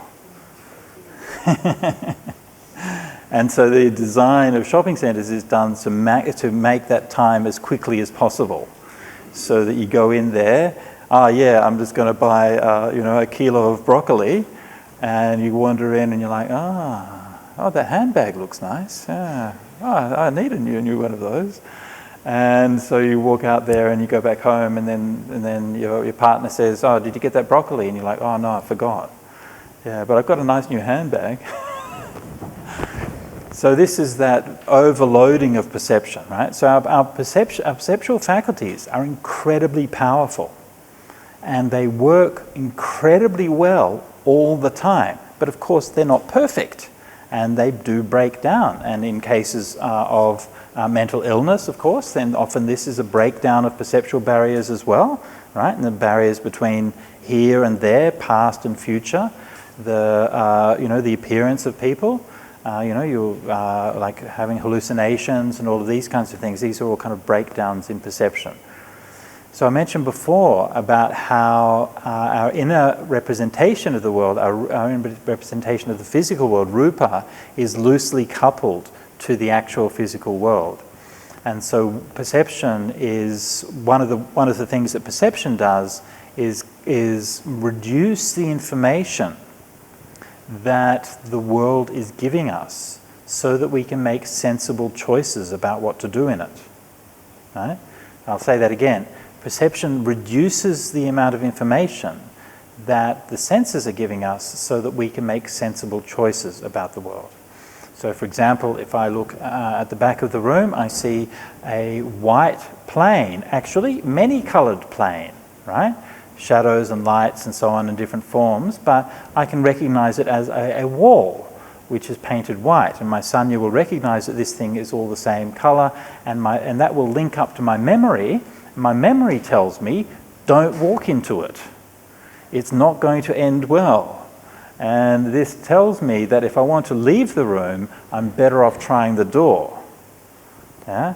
So perception, again, is taking this very complex perceptual fragment, yeah, which actually is not one thing. Actually is perceived by my eyes as being many, many different things, and it's putting it all together and it's assigning it a label and saying, oh, this is a wall, and that brings with it various properties that allow me to walk in and out of rooms and stop and go at the traffic lights and use language and recognize the difference between a human being and a pot plant and all of these other very handy things. And if you don't think they're handy, try talking to a pot plant and see how far you go. So this is what perception does. Now, of course, when perception does this, then because it is conditioned, we learn it. Yeah? And you can see a lot of early childhood education is about training perception. This is what we learn on Sesame Street. Which one of these is not like the other one? We have an apple, an orange, a banana, and a dump truck. Which one of these is not like the others? Yeah? And you have to figure out the difference. Yeah? This is training perception. It trains us to recognize meaningful wholes. Yeah, meaningful wholes. It puts things together. Now, when it does that, it is inherently dependent on the past. So the relationship between sanya and memory is very close. Yeah? So sanya is not memory in the sense of having to remember a thing. That would be sati. Sati is the thing that recollects something. But sanya is that process of conditioning which shapes the way that we filter, recognize, and interpret experience. And that's based on our own past. And so, as human beings, we learn to navigate the world and negotiate the world using our language and perceptions and so on, but we also will shape those perceptions. And this is the role of human culture. Yeah? Human culture aims to shape perception. So it shapes the way people see things, what people value, what people see as being beautiful or ugly, what people see as being meaningful or not meaningful, the things that people identify with, the flag that you that you hold when you say, I'm going to go into war and kill all those other people because they have a different flag. Yeah? And I'm going to perceptually identify with it. And so we use perception. So human culture uses perception to create wholes. And we can do that in a healthy way or an unhealthy way, right? And if you go downstairs, you'll see our friends down there watching the cricket. and they'll be like, go Sri Lanka, and I hope we can beat the Australians, and they'll have like various perceptual things. There'll be different flags, and there'll be different colours on the, when they're playing, and all of these kinds of things. And this is a healthy use of perception, right? Because it's playful and it's creative and it can bring people together. So we can use perception in that kind of way. We can also use it in unhealthy ways to divide people, to create hate. Yeah? So part of our meditation practice is to look at perception and to look at the way that we are shaping things. And often, in fact, the process of meditation is even described as a perception or as a way of training perception. It's extremely important in the process of meditation. So perception is not neutral. Perception doesn't aim to give us the world as it is. Perception aims to give us a picture of the world that is useful for us. Yeah? And that's why, for example, we will perceive a snake on the path. Yeah? Because it's useful information. If there's a snake on the path, you want to know about it. But we might not perceive something else that is not so useful for us. So say somebody has dropped some rubbish on the path. Yeah? Maybe we'll filter that out because we don't want to see it and we don't want to think about it. So perception really shapes the world in lots of ways that we don't notice. And it does so from our own desires, our own experience, our own likes and dislikes. Now, because of that, then this is one of the reasons why information and knowledge always has some kind of inherent bias to it, because it's always filtered through a particular point of view. And again, this is why, from a Buddhist point of view, we are always trying to interrogate and question our perception. Right? It doesn't mean there's anything wrong with perception. Perception is essential, but we try to understand how it's working and to not necessarily buy into it. And we see that this is actually coming from me. This is the way that I see it. Somebody else sees it differently. No? Giovanni. It's perception that conditions, actually gives rise to the sense of self. Because, like the reality Right. yesterday with proliferation, it's like through perception and then grasping that perception that we can construct what we think ourselves. Yeah. Perception plays a very strong role in that, for sure. Yeah. But also sankharas do as well, which I'll come to in a second. Yeah. Perception is more like the kind of the innate idea of a self. So think like perception is, sanya is something that animals would have, right? So a kangaroo would have some kind of self-image of itself as a kangaroo, but it doesn't think to itself, I'm a kangaroo. Yeah, but it has some kind of perception. So we would have also a sankhara, right? We would have an idea about it. Yeah. But yeah, definitely it's a very important part of that, yeah. Sorry? Have you met a kangaroo?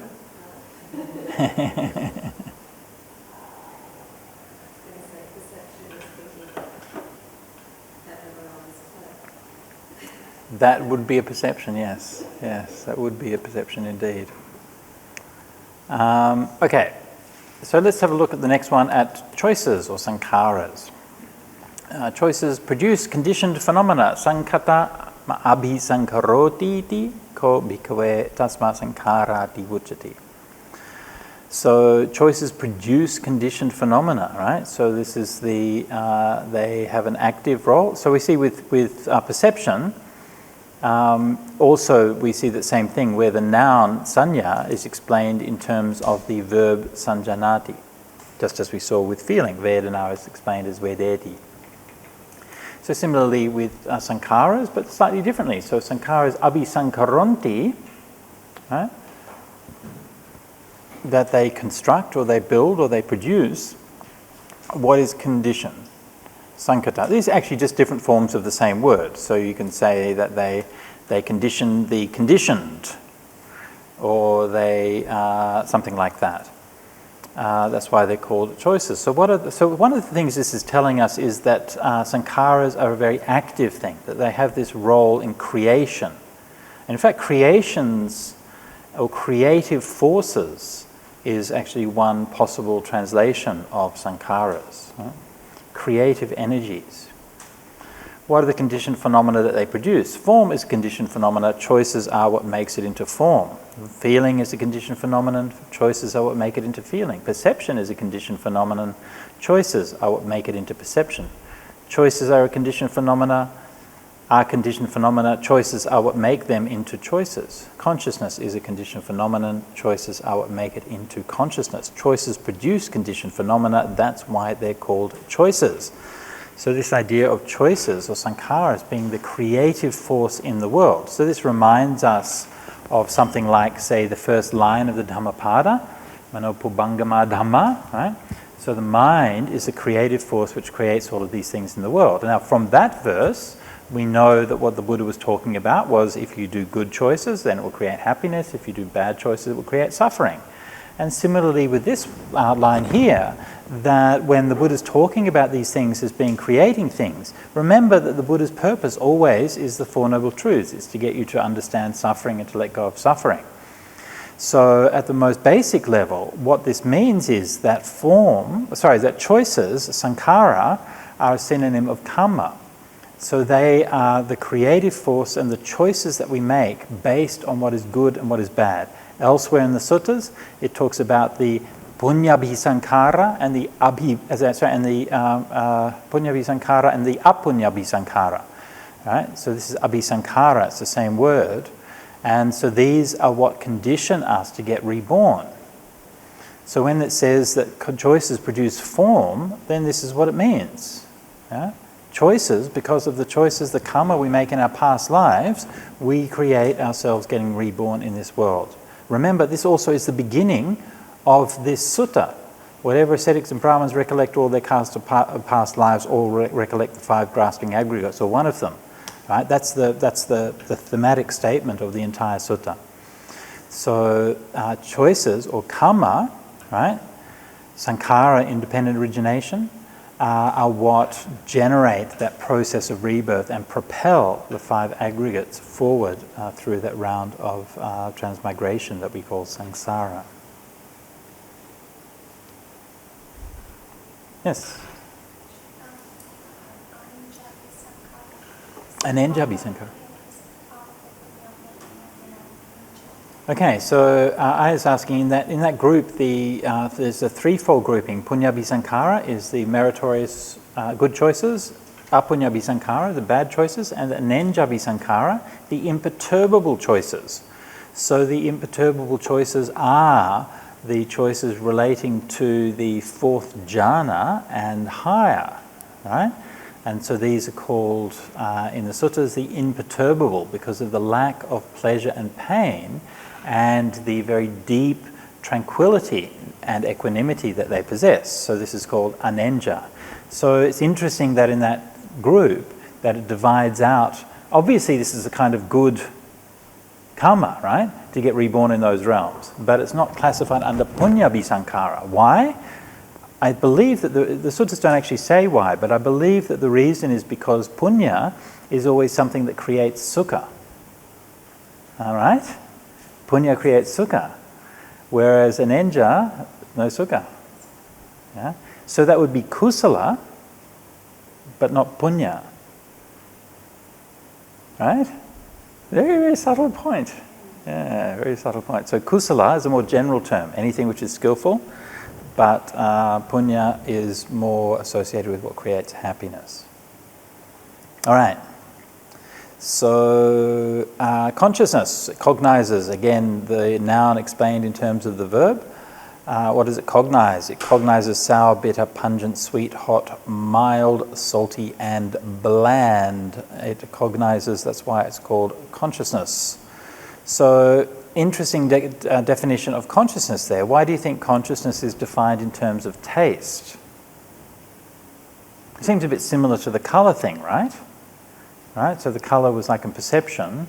So why is this now in terms of taste?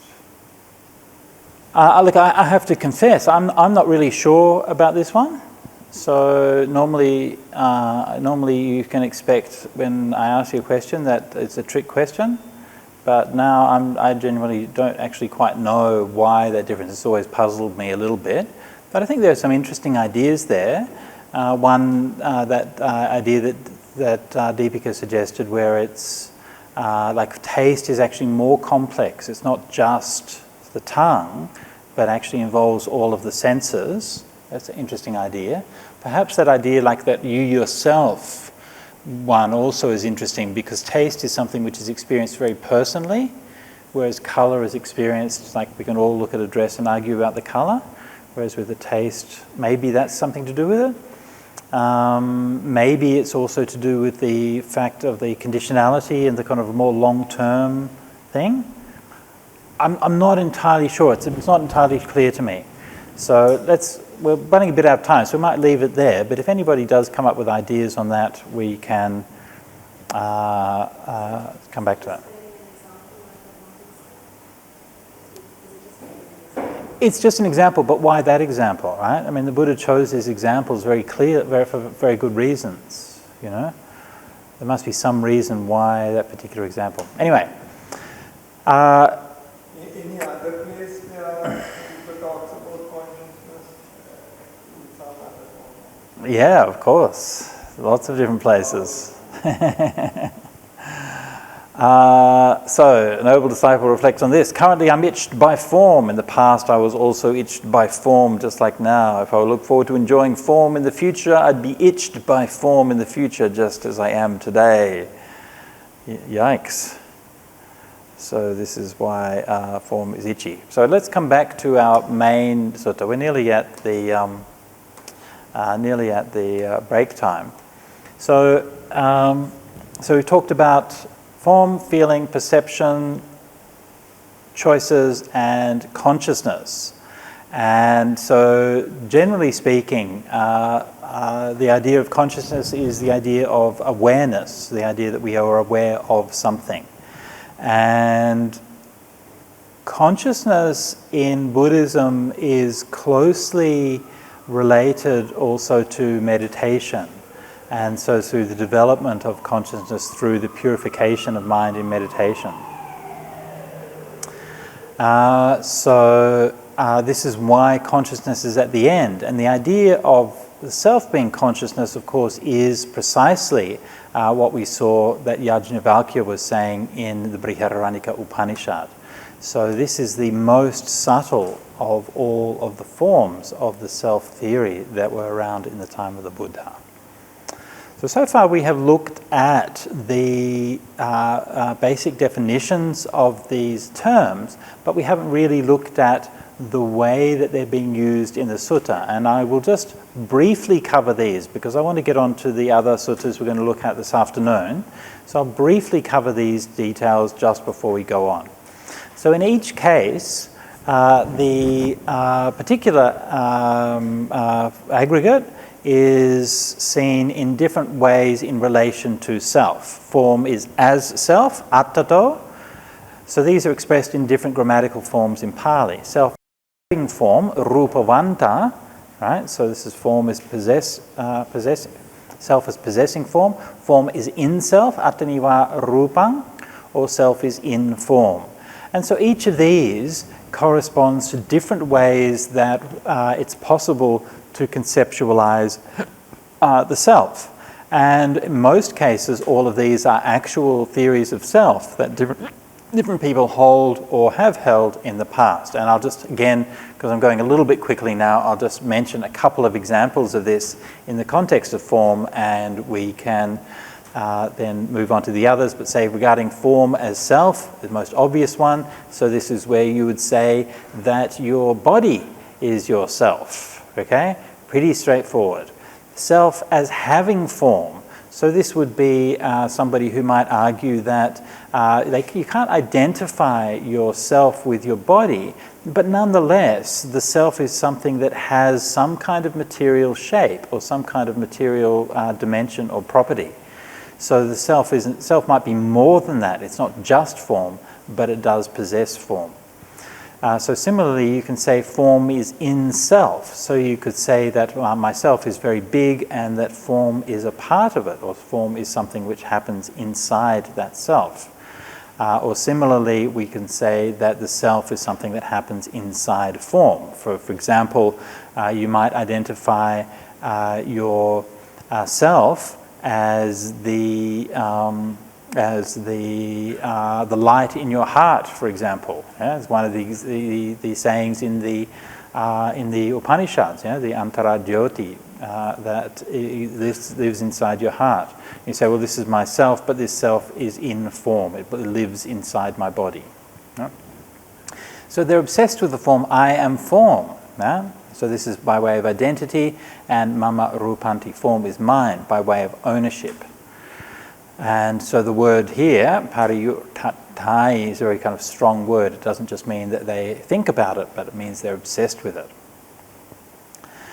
So this is the basic way of identifying. So one of the things in the suttas, when it's talking about, simply we say we identify with the 5 aggregates as form, but there are actually many modes in which we might do that. So the manners in which people will identify with the different aggregates will vary very much.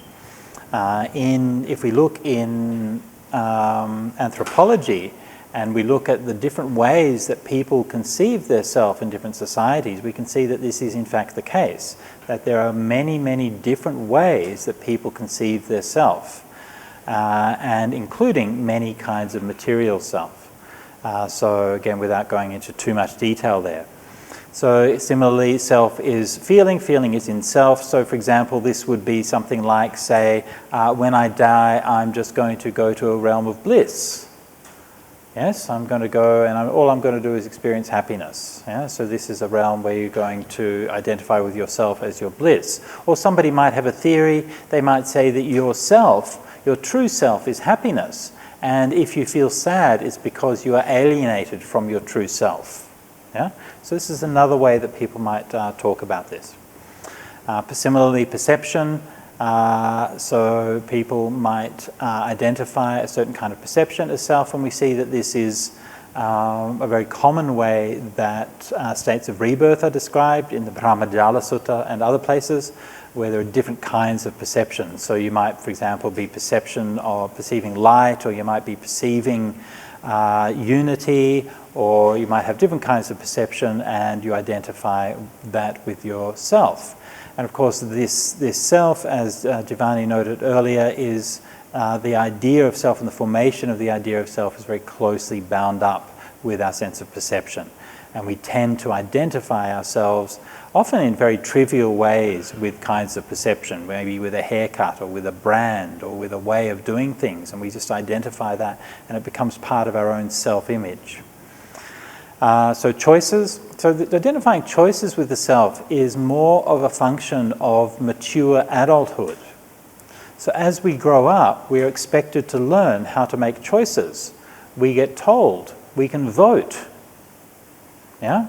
We can take out a loan, buy a house, we can get married, we can have a family, we can have a career. We can make all of these choices, which as mature adults we are expected to be able to do, and then we will experience the results of those choices. Yeah? And so once again, people will identify with the choices that they make. Sometimes they do that very explicitly. And when I think of this, I always think of George W. Bush, and when he, after 9/11, because when George Bush came to power, he was seen quite rightly as being a very weak president. He spent most of his first months of his presidency on holiday at his ranch, and he was a kind of a nepotism baby. He got the job because his daddy had it and because he was rich, and he was a kind of a good old boy who was in power, and nobody took him all that seriously. And everyone would thought that, Donald Rumsfeld and Dick Cheney and all of these people behind the scenes were actually making the decisions. And then 9/11 happened, and suddenly he had to step up to the plate. And nobody really took him all that seriously. And he got a bit kind of defensive about this. And I remember him saying, "I am the decider." Yeah, I am the decider. Yeah. Which he felt he needed to say because nobody really believed him. everybody thought that all the guys in the back room were making the decisions. Yeah? And so this is that identification, that mature adult. We have to need to feel that we can make decisions for ourselves. Yeah? And finally, consciousness. Right? So to identify consciousness as self is very subtle, right? And is often the most underlying and most subtle form of the attachment to the self. And we've seen this in Yajnavalkya. And as meditators and spiritual practitioners, then it's often the case that people will identify their self with a certain state of higher consciousness.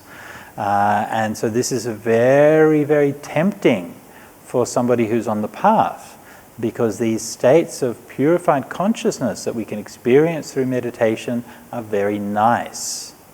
And if that was who I am, then I must be a pretty good person. Yeah?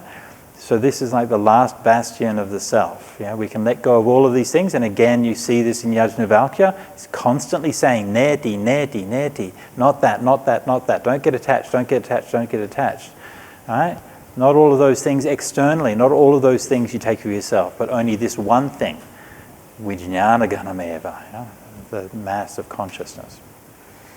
So this is how a person is ailing in body and ailing in mind if they get attached to these things. And of course the opposite, if you don't get attached to any of those things, then you're a person who is ailing in body but healthy in mind.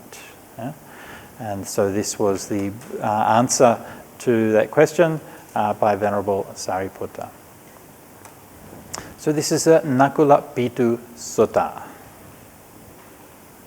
All right, so here is the Majjhima Nikaya 152, Development of the Faculties. And so for the rest of today, we're going to be looking at the different wisdom faculties, especially as they apply to meditation, different wisdom categories or systems. So we looked in this morning a little bit at the 5 aggregates and how they were applied through contemplation, and we saw that there was a close link between the idea of the 5 aggregates and the idea of not self. Okay, so the 5 aggregates are very typically taught as being those things which we mistake as ourself. And so in our meditation we can contemplate and we can see each one of these, and we can learn to identify what is feeling, what's form, what's perception, what's choices, what's consciousness, and we can learn to look at that and ask whether this is going to fulfill the requirements of a self. Namely, is it going to be permanent, is it going to be happy, and so on. So this is one of the bases of developing wisdom through the contemplation of the 5 aggregates. For now, let us look at the practice of the Indriya Bhavana Sutta, where we're going to look at one of the other great sets of dhammas, complementary sets of dhammas used to teach wisdom, and that is the 6 senses. All right?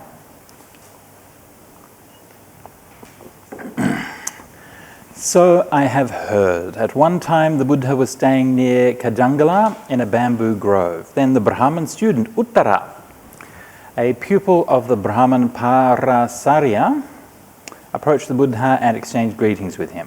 When the greetings and polite conversation were over, he sat down to one side. The Buddha said to him, Uttara, does Parasarya teach his disciples the development of the faculties?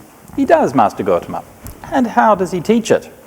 Master Gautama, it's when the eye sees no sight and the ear hears no sound. That's how Parasarya teaches his disciples the development of the faculties. In that case, Uttara, a blind person and a deaf person will have developed faculties according to what Parasarya teaches. For a blind person sees no sight with the eye and a deaf person hears no sound with the ear. When he said this, Uttara sat silent, embarrassed, shoulders drooping, downcast, depressed, with nothing to say. Now, so this is what records one of the many encounters between the Buddha and various Brahmins and so on. And you can see in this case that the answer which the Brahmin gave was not very satisfactory. On the one hand, it seems a little bit simple to refute the Brahmin in this case. I don't know. On the other hand, I don't know, if you look around at the different spiritual teachers and teachings available today, most of them are no better, so I don't know. maybe it really was that easy to refute this guy. Okay, many people are teaching things that aren't really very sensible. Who knows? I'm not aware that this is in fact a legitimate teaching within the Brahmin circles, but also remember that at the time the religious scene was very diverse and very creative. So there were many different kinds of things coming up, and a lot of these teachers and ideas, we only ever find them in the Pali Canon. We don't meet them anywhere else. So it could be that this sort of is sort of maybe a distorted or misremembered account of what the Brahmin teacher was teaching, perhaps, or perhaps that really was his teaching. Okay, but in any case, the Buddha takes it as an occasion for teaching his perspective on the development of the faculties, and says to Ananda, the development of the faculties taught by Parasarya is quite different from the supreme development of the faculties in the training of the Noble One. Now is the time. So this is called in technical terms a hint. So the Buddha dropping a hint to Venerable Ananda, and Ananda then says, now is the time, Blessed One, now is the time, Holy One. Let the Buddha teach the supreme development of the faculties in the training of the Noble One. The mendicants will listen and remember it.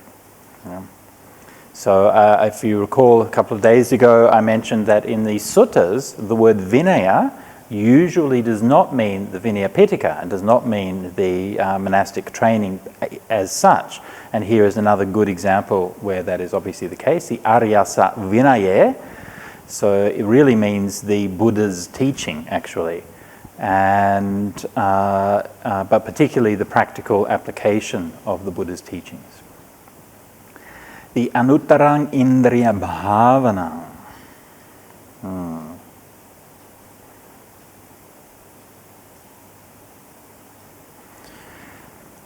Okay, so again, an interesting, example of the way that the Buddha taught and related to things that were around him. He was happy to share the same word, Indriya Bhavana, together with the Brahmins, but he assigned quite a different meaning to it. And again, in this respect, as in so many others, the Buddha was a Vibhajavadan, right? He taught a doctrine of analysis. And sometimes he would accept it, sometimes he would change the meaning, sometimes he would reject it outright. Well, then Ananda, listen and pay close attention, I will speak. Yes, sir, Ananda replied. The Buddha said this. And how, Ananda, is there the supreme development of the faculties in the training of the Noble One? When a mendicant sees a sight with the eyes, liking and disliking, and both liking and disliking come up in them. Chakuna rupang diswa upajati manapang, upajati manapang, upajati manapanapang. So the word manapa, one of many, many, many words in Pali for liking. They understand liking and disliking, and both liking and disliking have come up in me. That's conditioned, coarse, and dependently originated. But this is peaceful and sublime, namely equanimity. Then the liking, disliking, both liking and disliking that came up in them cease, and equanimity becomes stabilized. Upekha santati. Yeah? You could translate that as equanimity remains. Yeah? But the idea here is that it becomes steady, becomes stabilized. It's like how a good person with good sight might open their eyes and then shut them, or might shut their eyes and then open them. Such is the speed, the swiftness, the ease with which any liking, disliking, and both liking and disliking at all that come up in them cease, and equanimity becomes stabilizes. In the training of the Noble One, this is called the supreme development of the faculties regarding sights known by the eye. Fascinating simile there. Yeah? Fascinating simile. You know how many times that I've said, like, meditation's easy. Yeah? And I keep on saying this, meditation's easy, development of your mind is easy, and you'll just never believe me. So here we go. Here's the suttas. Actually, to develop your mind is just as easy as opening and shutting your eyes. Why shouldn't it be, actually? Why shouldn't it be? Why shouldn't developing your mind be as easy and as natural as opening and closing your eyes? Yeah? And when you see a sight, then if you recognize, oh yes, you're getting attached or attracted, you're getting repelled, then why can't you recognize that and just go, oh, turn it off? Right? Easy. You just turn it off. Ah, okay. It's like opening your eyes or shutting your eyes. No? So the thing in this one is that it's about the quality of your mindfulness. Yeah? If your mindfulness is strong, then you can catch these things quickly, and then it's not really a problem. Right? But of course, if your mindfulness is weak, then they get hold in your mind, and then it becomes harder and harder to do that. Yeah. So, but it's also part, like the biggest part in all of these things, I think, really, is, and I hate to say it because it's such a cliche, but the biggest part is believing in yourself. Because we think that we can't do it, and we think that it's hard. But when we meditate, then you can learn, actually you can do it. You can. And you can see these things arising in you, and you can go, oh, okay. Ah. And then you can see it passing away. And you can go, oh, actually that's real. That's something that actually is happening inside me. It's not just in an old book. So once you've got that belief in yourself, you know that it is possible, then it's just a matter of honing it. The more you do it, then the more you can not get caught up in things. And just see them, oh, okay, that's all right. And then just not get too attracted or repelled by it. Similarly, when a mendicant hears a sound with their ears, liking and disliking, and both liking and disliking come up in them, they understand, liking, disliking, both liking and disliking have come up in me, that's conditioned, coarse and dependently originated, but this is peaceful and sublime, namely equanimity. Then the liking, disliking, and both liking and disliking that come up in them cease, and equanimity becomes stabilized. That's how a strong person, it's like how a strong person can effortlessly snap their fingers. Such is the speed, the swiftness, and the ease with which any liking, disliking that come up can cease. This is the supreme development of the faculties regarding sounds known by the ear. Furthermore, when a mendicant smells an odor with their nose, liking and disliking, and both liking and disliking come up in them. They understand, liking, disliking, both liking and disliking have come up in with me. That's conditioned, coarse, and dependently originated, but this is peaceful and sublime, namely equanimity. The liking, disliking cease, equanimity becomes stabilized. It's like how a drop of water would roll off a gently sloping lotus leaf and would not stay there. Such is the speed, the swiftness, the ease with which liking is ceased. This is the supreme development of the faculties regarding smells known by the nose. So each of the similes here relates to the relevant sense space. First one, opening, closing the eyes. Second one, snapping the fingers, making that sound. The third one, smelling the odor. Of course, the lotus being the perfumed flower. Furthermore, when a mendicant tastes a flavor with their tongue, liking, disliking, and both liking and disliking come up with them. This is coarse, conditioned, and independently originated. Equanimity is peaceful, and that ceases. Equanimity becomes stabilizes. It's like how a strong person who's formed a glob of spit on the tip of their tongue could easily spit it out. Such is the speed, the swiftness, the ease. When you feel when a mendicant feels a touch with their body, liking, disliking, both liking and disliking come up with them. That's coarse, equanimity is peaceful, then it's like a strong person can extend or contract their arms, such as the speed, the swiftness, and the ease with which any liking, disliking can cease, and equanimity becomes stabilized. Furthermore, when you have a thought with your mind, liking, disliking come up, you understand this is conditioned, equanimity is peaceful, and that liking, disliking ceases, equanimity becomes stabilizes. It's like how a strong person could let 2 or 3 drops of water fall onto an iron cauldron that had been heated all day. The drops would be slow to fall, but they'd quickly dry up and evaporate. Such is the speed, the swiftness, the ease with which any liking and disliking is ceased. All right? So this is how the supreme development of the faculties in the training of the noble one. So you can see that unlike the practices of the Brahman, which is proposed, which is that you should never see anything, then this one it's saying, well, it's okay, you see things, but you're mindful of your responses. And the more quickly that you're mindful of your responses, then the more you can let go of them and not be a trap to them.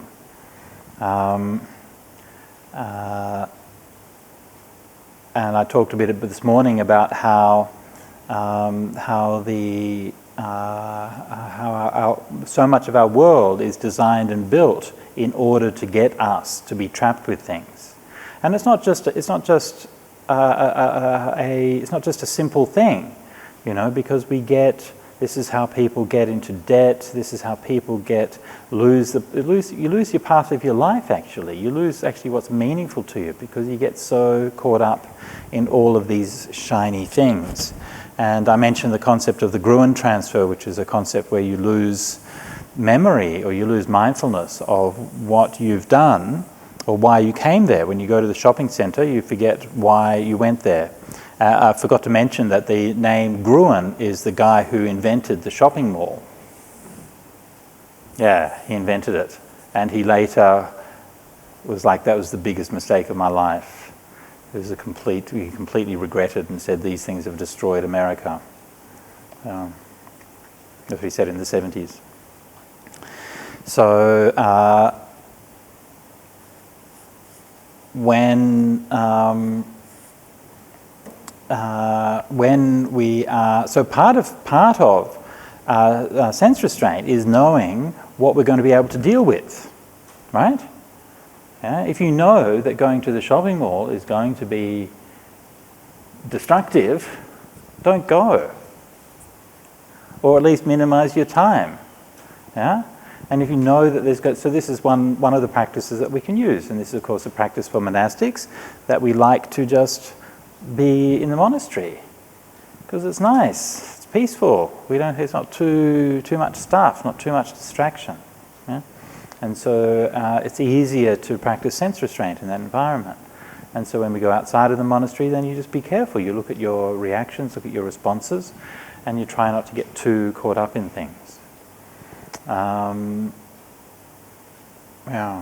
Now, how is one a seko patipado, right? So seka, a trainee who is on the path and practicing the path. So this is referring to somebody who's one of the noble individuals. When a mendicant sees a light with their eyes, liking, disliking, both liking, disliking come up in them, they are horrified, repelled, and disgusted by that. When they hear a sound with their ears, smell an odor with their nose, when they taste a flavor with their tongue, when they feel a touch with their body, when they know a thought with their mind, liking, disliking, and both liking and disliking come up in them. They are horrified, repelled, and disgusted by that. That's how they are practicing trainee. Yeah. Strong language, right? Strong language. Attiyati harayati jiguchati. Yeah. Jiguchati, yuck. And how are they a noble one with developed faculties? When a mendicant sees a sight with their eyes, liking, disliking, both liking and disliking come up in them. If they wish, may I meditate perceiving the unrepulsive in the repulsive. That's what they do. Meditate perceiving the unrepulsive in the repulsive. If they wish, may I meditate perceiving the repulsive in the unrepulsive. That's what they do. If they wish, may I meditate perceiving the unrepulsive in the repulsive and the unrepulsive. That's what they do. If they wish, may I meditate perceiving the repulsive in the unrepulsive and the repulsive. That's what they do. If they wish, May I meditate staying equanimous, mindful and aware, rejecting both the repulsive and the unrepulsive. That's what they do.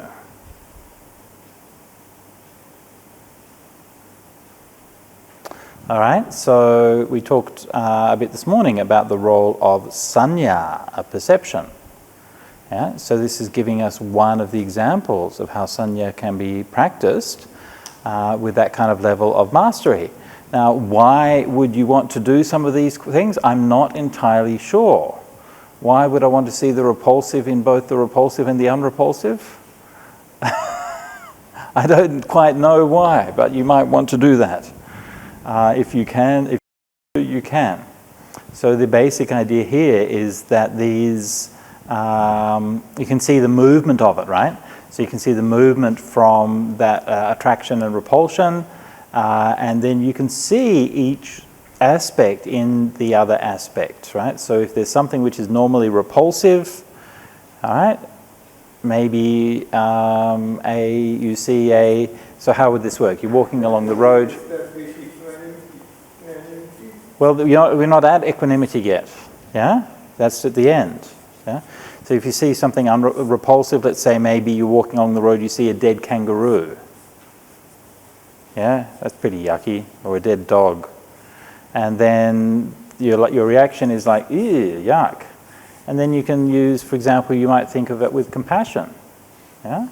And you might think, oh, that poor animal that had such a life that was cut short, and it had that painful experience, and must have been really scared when it died, and it must have hurt, and then, so you can actually think of it with compassion. So you can see that repulsive thing, but then you can respond to it with something which is unrepulsive. That's a compassionate response. Yeah? You can meditate perceiving the repulsive in the unrepulsive. Yeah? Can somebody give me a good example of this? How would you meditate perceiving the repulsive in the unrepulsive? How can you use your perception in that way?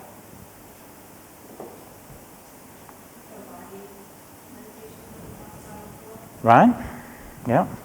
So how would you do that practically speaking?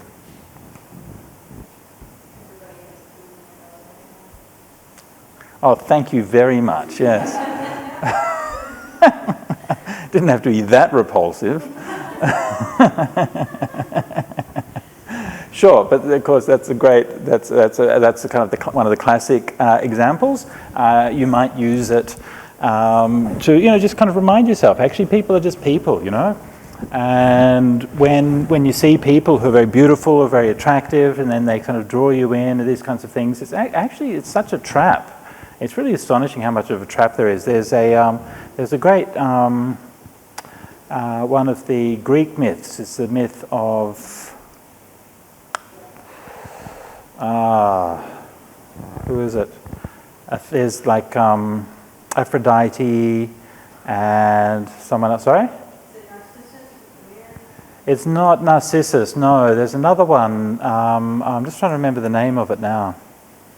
Anyway, but it's basically a story about this goddess who's so beautiful that everybody starts worshipping her instead of Aphrodite. So she's like the new hotness, and everybody's like, let's get her Insta rather than Aphrodite's, and then they put her image in all of the temples and things like that. And Aphrodite's like, oh, I'm getting too old now. Nobody likes me the same way. And this kind of young goddess who ends up being just trapped by her beauty. And it's just that kind of idea that like nobody can see her as anything other than the one who is beautiful, and everybody just sees her that way. And so it's one of the really kind of first places where you see that kind of reflection on the interiority of beauty, rather than getting caught up in it. But you realize actually it's just a person. Well, in that case it was a goddess, but it's actually just a person. And whether you regard them as beautiful or ugly or anything like that actually doesn't mean anything from the inside of that person. They're just a human being. So this might not be, so meditate perceiving the repulsive and the unrepulsive, and that might not, you could think of that in other ways as well. For example, I could think of Giovanni. Things that people do this kind of thing all the time, like, Right?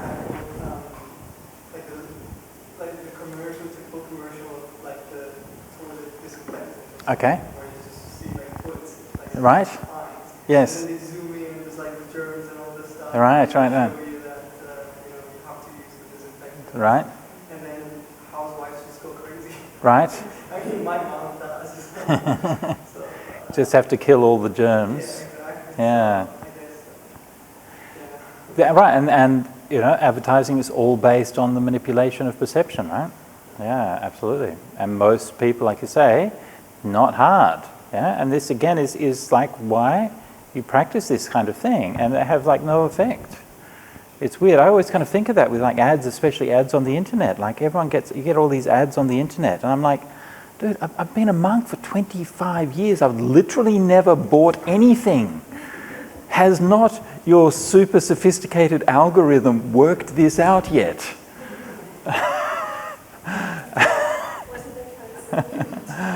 Look, honestly, most of the time I don't see them. I use an ad blocker so I don't see them. But just whatever, random things, clothes or something, I don't know. And like the chances of me clicking on any of these things is like precisely zero. Like I've never clicked on an internet ad in my entire life, And still they try, Yeah. Bhante, if they put something related to some politics or something. I might, but it's unlikely. It's unlikely. Yeah, crazy. I think, I mean, it's a bit kind of beside the point, but I think they should ban advertising, personally. They should ban online advertising. You should only be shown advertisements when you've given an indication that you want to go shopping. The only place that should have advertisements is in a market. That's what I reckon. Anyway, another one. Okay, so perceiving the repulsive in the unrepulsive. I might look at,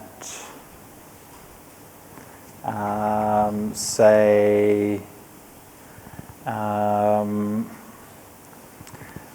so in terms of another kind of aspect of that is actually quite common is that you can look at it's like consumer goods and so on in terms of the ethical implications of them, right? So you might look at a sort of a nice meat pie. It looks so appetizing. Well, at least to an Australian it does. And then you think, oh, actually, but all of the cruelty that went on behind that, Or similarly with other kind of products, you might even look at a cup of coffee and think, oh, delicious. And then you think, oh, what about the workers that made it and all of the conditions and the global trade and all of those kinds of things? And then like, oh, I'll have it anyway. And so anyway, everything has these different aspects, right? Everything has, samsara is always complex. There are always negative aspects to things. Remember the story of the bodhisattva when he's sitting and he sees the ploughing and sees they're turning up the worms and the birds are coming and eating the worms, and that's just how samsara is. So there are these things. Okay, so may I meditate perceiving the unrepulsive in the repulsive and the unrepulsive. How might you do that? Can someone give me an example? So remember that when it says unrepulsive here, right? So this is what we're doing here is, actually unrepulsive actually means attractive. I should maybe even translate it that way. Negative words in Pali have a more strong positive sense than they do in English. So you can see unrepulsive doesn't just mean equanimous, because that would be equanimous, which comes later. Unrepulsive actually here means attractive. So and it corresponds to manapa, amanapa, liking and disliking. Yeah? So the repulsive. So may I meditate seeing what is attractive in both what is repulsive and unrepulsive, or repulsive and attractive. May I meditate seeing what is attractive in the repulsive and the attractive. So again, all of these areas where we do get so caught up in liking and disliking. Yeah? And again, as Nalushi pointed out earlier, I mean, you need these things are actually guides to how we work in the world. It's like when I was talking earlier today about perception. Perception, there's nothing wrong with it, actually. Perception is essential. But we have to be aware of it. And there's a difference between having perception as a guide and having perception as a master. Yeah? Perception should be there to help us, not to rule us. Well, I'll give you an example for myself, or one that's challenging for me, is when I hear music. Like these days you don't hear music that often, but if you're around about and in the train or whatever, then you hear people playing songs. And I've still got this conditioning as a musician, and I'm like, oh God, that's terrible. And then very occasionally, if you hear a really good song, you're like, oh wow, yeah, I remember that. Because songs really evoke a strong memory, you know? And it doesn't happen very often, but sometimes you have these occasions where this kind of song comes on, and then you're like, it really kind of catches you, you know. And so that's where mindfulness is really good, just to be equanimous. All right, it's okay. It's just a song. It's just sound waves. It's all right, and not to get too caught up in it. So ideally, with this one, I mean. It's all, as is always the way that equanimity is the emergent one, and equanimity is the deep one that comes out from that whole kind of practice.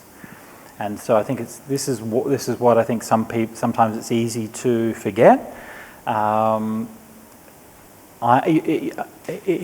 is not the case that things are inherently repulsive or attractive. Actually, this is just perception.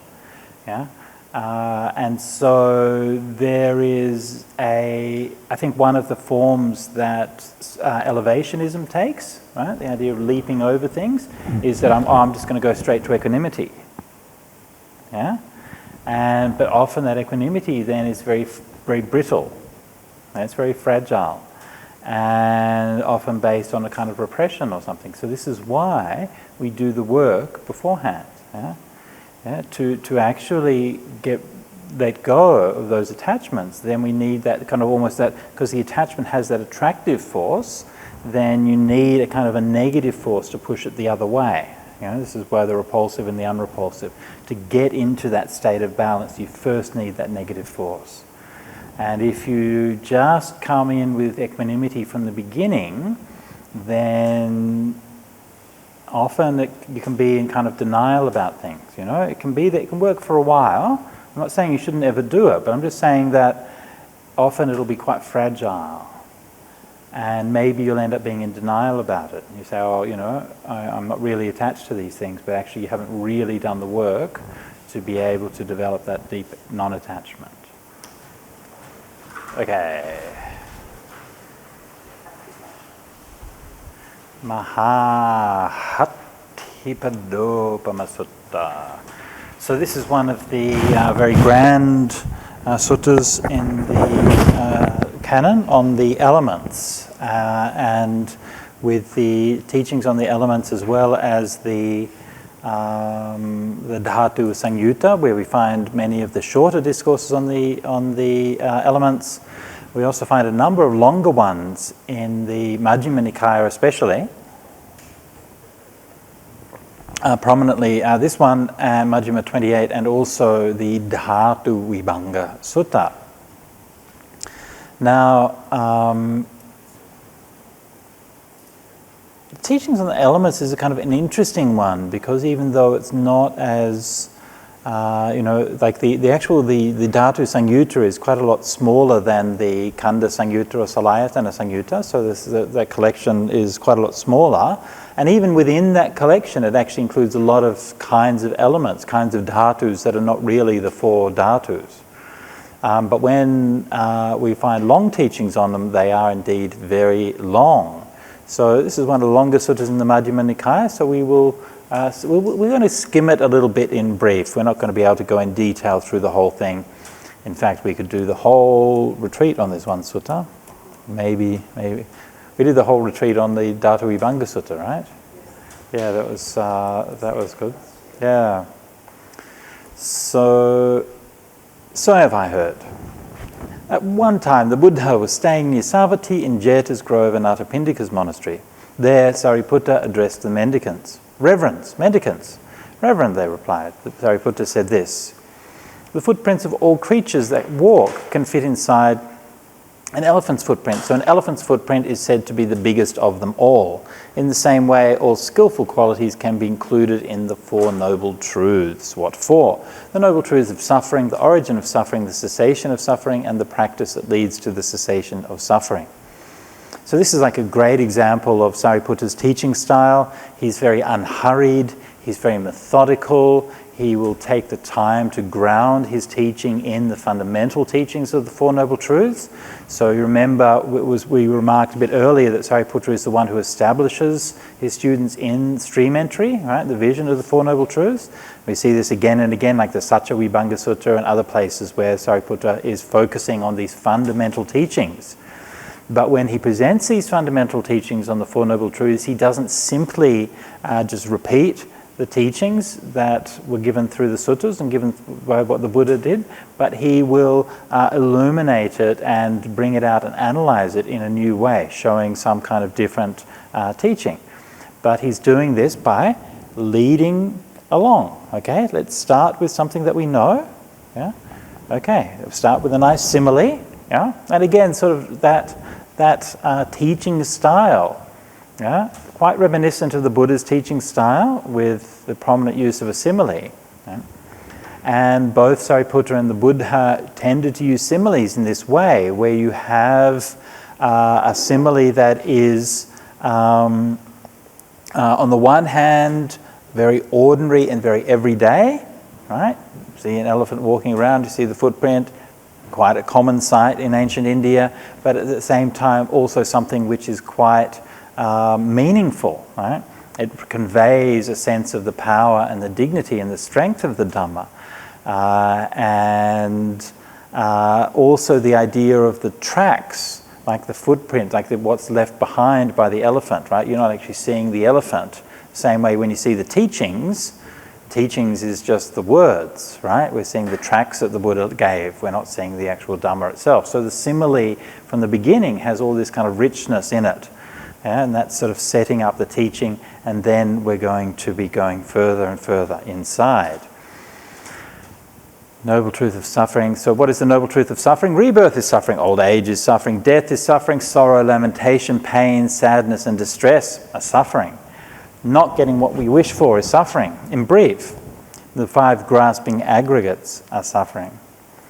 And what are the 5 grasping aggregates? They are as follows. The grasping aggregates of form, feeling, perception, choices, and consciousness. So again, notice how Sariputta is proceeding. Each time he'll analyze it, describe this, and then he'll take one little bit, put that down, say, expand that, take one little bit, put that down, expand that out, and then he keeps going.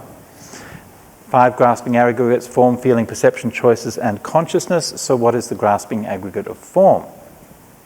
Actually, in the section on the aggregates, I didn't really talk about it because it doesn't quite use it in that way. But normally, when the aggregates are presented, they're actually presented as the upadana khandha rather than just the plain, boring old khandhas. Okay, so your common old garden variety boring khandhas. Okay, actually, the word khandha means a mass or a heap, and it can be used in many different ways. Right, anything can be a khandha. But specifically, when we're talking about the Panchakanda, then we're talking about this group of 5, and the word upadana in this group of 5 has a number of different implications, which is why I've translated it as a grasping aggregate rather than an aggregate of grasping, right? Because then you're starting to define the relationship between the terms. In fact, it has a number of different senses. For example, these aggregates are upadina. Yeah? So in the Abhidhamma it talks about the upadin upadaniya dhamma. So the upadina is a past participle of upadana, and it means that they have been grasped. Yeah? The grasped aggregates. And that means that they have been taken up when we got reborn. Right? We grasped them and then we took them up. And so that has an interesting nuance to it as well, because it's suggesting that these aggregates are not just something that happens to be there, but something that we grabbed hold of. And as we saw this morning, it is choices, it is sankharas that condition the conditioned, right? So through our sankharas, through our choices, or more simply, our karma that we generate the force and the energy that results in us picking up the khandhas at the beginning of a life. So this is the upadinna khandhas. But the khandhas are also upadaniya. Right? Upadaniya means graspable. Yeah? Graspable. That means that they stimulate or they provoke grasping. Yeah? So in other words, the khandhas are asking for it. They are the kind of thing that makes us want to get attached to them. We get attached, and we've already talked about that. We like to get attached to feelings. We like to get attached to perception and choices and so on. So this is the upadaniya is that provocative aspect of upadana. And in addition, the word upadana in this case means that they perform the function of grasping. Right? So when grasping happens, it happens with the cooperation and the working together of all of these khandhas, just like with the 5 fingers on the hand work together to grasp something. So grasping involves the form, it involves the feeling, it involves perception, it involves choices, it involves consciousness. And these are all part of that process and that function of grasping. The 5 grasping aggregates. Okay. Next, so what's the grasping aggregate of form? The 4 primary elements and the form derived from the 4 primary elements, which we again discussed this morning. So what are the 4 primary elements? Again, just put this aside. What are the 4 primary elements?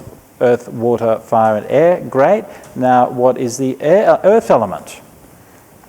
The earth element may be interior or exterior. Again, continuing to analyze more and more closely. Right? What's the interior earth element? Anything hard, solid, and appropriated that's internal, pertaining to an individual. So the word appropriated here is upadinna. Yeah? And so this is what I was talking about before, with something that is being grasped. So if I was to try to be more grammatically consistent or linguistically consistent, I would have translated that as hard, solid, and grasped. That's internal. But I don't think that quite conveys the meaning as well. Right? So upadinna means what has been appropriated or picked up. And loosely means organic. So upadinna rupa, loosely speaking, means organic. It means the rupa which is associated with our body as opposed to the form outside. Okay, so appropriated, pertaining to an individual, pachatta. Head hair, body hair, nails, teeth, skin, flesh, sinews, bones, bone marrow, kidneys, heart, liver, diaphragms, spleen, lungs, intestines, mesentery, undigested food, feces, or anything else hard, solid, and appropriated. That's internal, pertaining to an individual. This is the interior earth element. The interior earth element and the exterior earth element are just the earth element. Right? Just the earth element. So we've now distinguished between these things. We have that element that is ours, and then that is outside, but actually is just the same. This should be truly seen with right understanding like this. Ne tam mama, ne so hamasmi, na me so atta. Ev me tang yata bhutang samapanyaya dartabang. Yeah? That is not me, not mine, not myself. So just to notice again from the Brahmanical studies that we've just been doing earlier in the week, Neso Hamasmi is a phrase which is basically exactly the same as Tad Twang Asi, very famous Upanishadic phrase. So Tad Twang Asi is Tad is Esa, it's the same word. It's just in second person rather than first person. Twang is the same as Ahang, except again second person rather than first person, and Asmi again is I am. So literally this says I am that. Yeah? Of course, the N at the beginning is the negative, so it's not I am that, literally. So the Upanishadic phrase, which we should be very familiar with, Tattvangasi, thou art that, usually translated. That's taken from the Brihadaranyaka and from the teachings of Yajnavalkya. And the Buddhist formulation of eso hamasmi is basically exactly the same, even though it looks a bit different. It mainly only looks different because it's in first person rather than second person. Yeah? If it's in second person, it's literally exactly the same words, but with a negative applied to it. Anyway, when you truly see, according to right understanding, your own disillusion with the earth element, detaching the mind from the earth element, there comes a time when the exterior water element flares up. Yeah? Pakupati, yeah? Becomes pakupati, like maybe even like becomes unstable or something like that. At that time, the exterior earth element vanishes. For all its great age, the earth element will be revealed as impermanent, liable to end, vanish, and perish. So this is talking about a time when, for example, the entire world might be covered with a flood, and all of the earth, which we think of as so solid, is all underwater. And all of that lovely beachfront real estate suddenly worthless, yes? And, obviously we are, with climate change, going through a time when this is what's happening. The Bahira Apo Dhatu is indeed becoming more pakupati and getting a bit upset and a bit angry and a bit restless. The last time that the CO2 in the atmosphere was at the levels it is today, the global sea level was between, Tom, correct me on this, between 6 meters and 25 meters higher than it is today. Something along those lines. So that's not what might happen with the CO2, that's today's level of CO2. Yeah? And the only reason that hasn't happened now is because it hasn't caught up, right? Because it takes time for all the ice to melt. Yeah. 6 meters. Yeah? I was thinking about this when we're going out to Jaffna and you're going across these causeways and all of these low-lying areas. And you're thinking, yeah, I wouldn't be buying land there, but anyway. So this is the nature of the impermanence. Even these great elements, even these great exterior elements that we see are impermanent, and how much more so this interior element. Yep. So it's great age, the earth element is impermanent. What then of this ephemeral body appropriated by craving? Kim panimasa matta takasa kayasa tanhu padinasa. Rather than take it to be I or mine or I am, they still can just consider it to be none of these things. If others abuse, attack and harass and trouble that mendicant, they understand this painful feeling born of ear contact has arisen in me.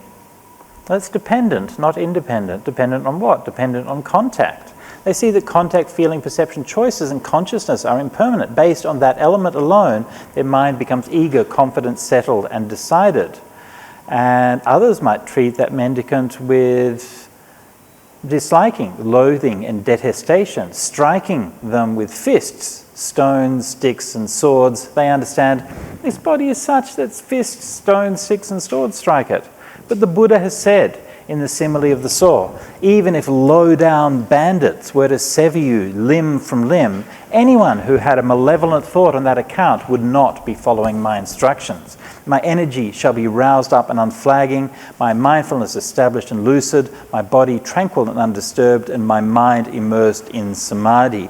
Gladly now, let fists, stones, sticks and swords strike this body, for this is how the instructions of the Buddhas are followed. Hidang buddhanang sasanang. While recollecting the Buddha, the teaching and the Sangha in this way, equanimity based on the skillful may not become stabilized in them. In that case, they stir up a sense of urgency. It's my loss, my misfortune, that while recollecting the Buddha, the teaching and the Sangha in this way, equanimity based on the skillful does not become stabilized in me. They're like a daughter-in-law who stirs up a sense of urgency when they see their father-in-law.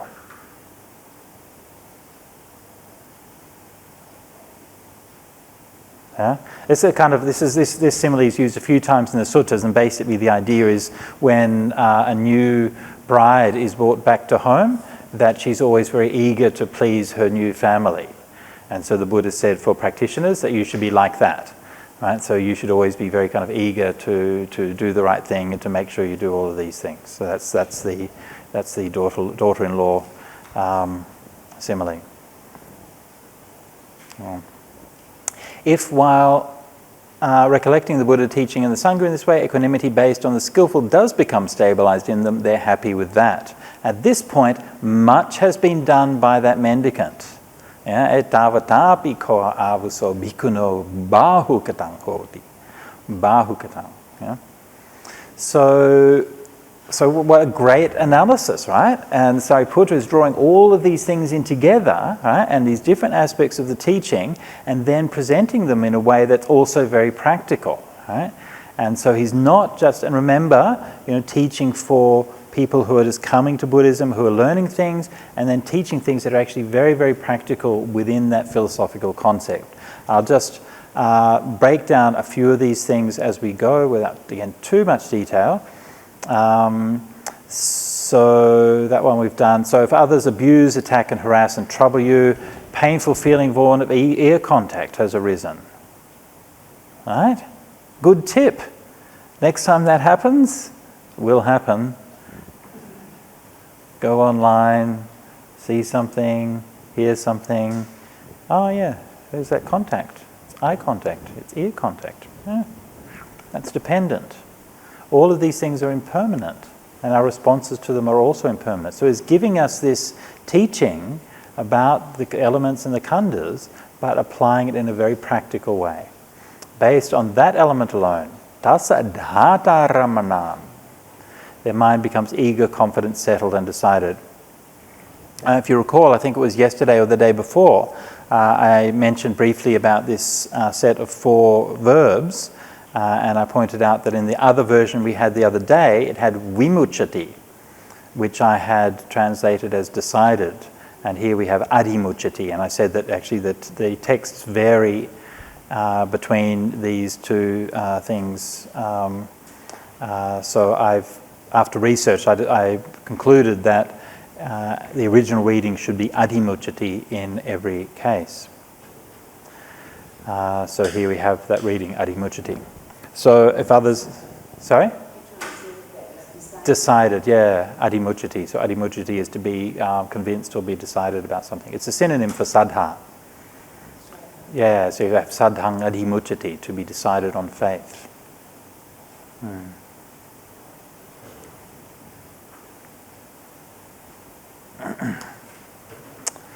And you can see that it sort of makes sense in terms of those 4 verbs. That 4 verbs are a process, right? It becomes eager, confident, settled, and decided. So it's the way your mind is like responding to something. It's like a process. Yeah. Okay. So the simile of the saw. Okay, so interesting that that simile of the saw, which of course is taught elsewhere in the Majjhima Nikaya, is then referred to, right? So this is obviously was something that was known in the Sangha, and quoting from elsewhere in the suttas.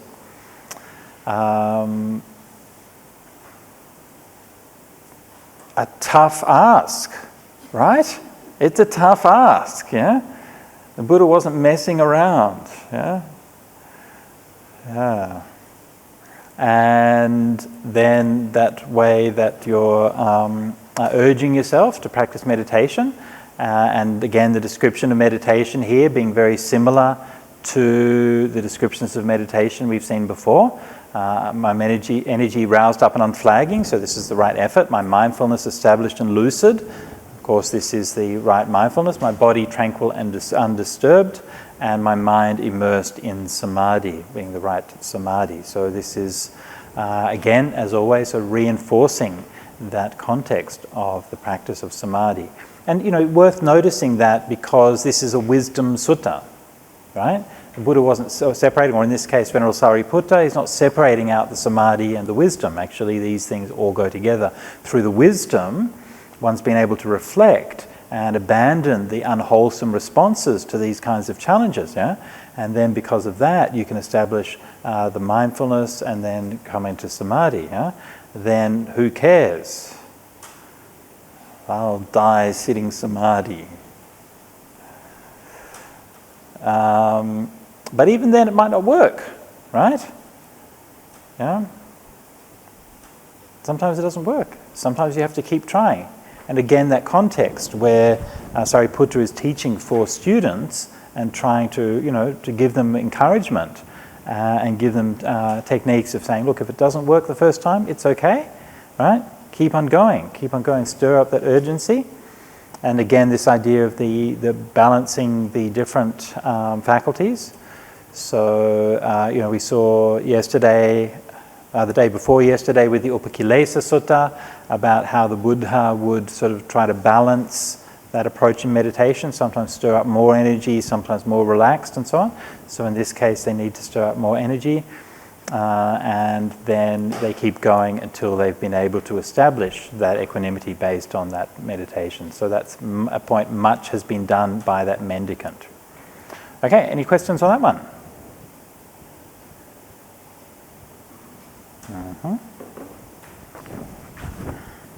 Nilushi.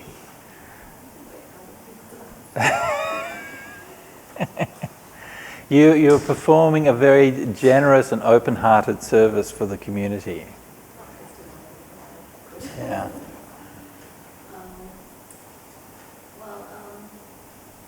Just considering this, one thing is, even when things are impermanent, that's a little comforting actually experiencing this kind of pain, right? Right. Like you're experiencing it now, you can say all these fear, pain, or whatever is impermanent, but Yeah. eventually it's very well, it's there, it's still feeling that. So I find it like that's not so obvious to me. Okay, so you know that it's not forever, but it's still. It's not. Yeah, it won't last forever. Yeah. Isn't that reassuring? Yeah, I suppose we slowly kill that. Yeah. But also I was wondering with this, But it only works if you do it on the good times as well. Right? So this is that development of the faculties again, right? So this is why when you're having an ice cream, you're also like, oh yeah, this also is impermanent. And again, it doesn't mean you can't enjoy your ice cream, but just sort of remind yourself, okay, don't get too caught up, this is impermanent. And then it's that constant reminder, which means that will be there for you when you need it. Yeah. So go on, yeah. and when he says etc., talking about getting into samadhi, Yeah. that's not what's happening to you, is it? Or is it? Not necessarily time, right? Yeah. But it's not easy, right? I mean, it's again, it's really kind of, I think, a really timely reminder, because you definitely, when that happens, you definitely don't want to meditate, right? If you get abused or you're in some situation where you get really upset or something like that, the last thing you feel like doing, even when you get home or you get alone or whatever, the last thing you feel like doing is doing some meditation. Yeah, you're so upset. Yeah, but then that's that power of that equanimity that you can. Sometimes, yeah.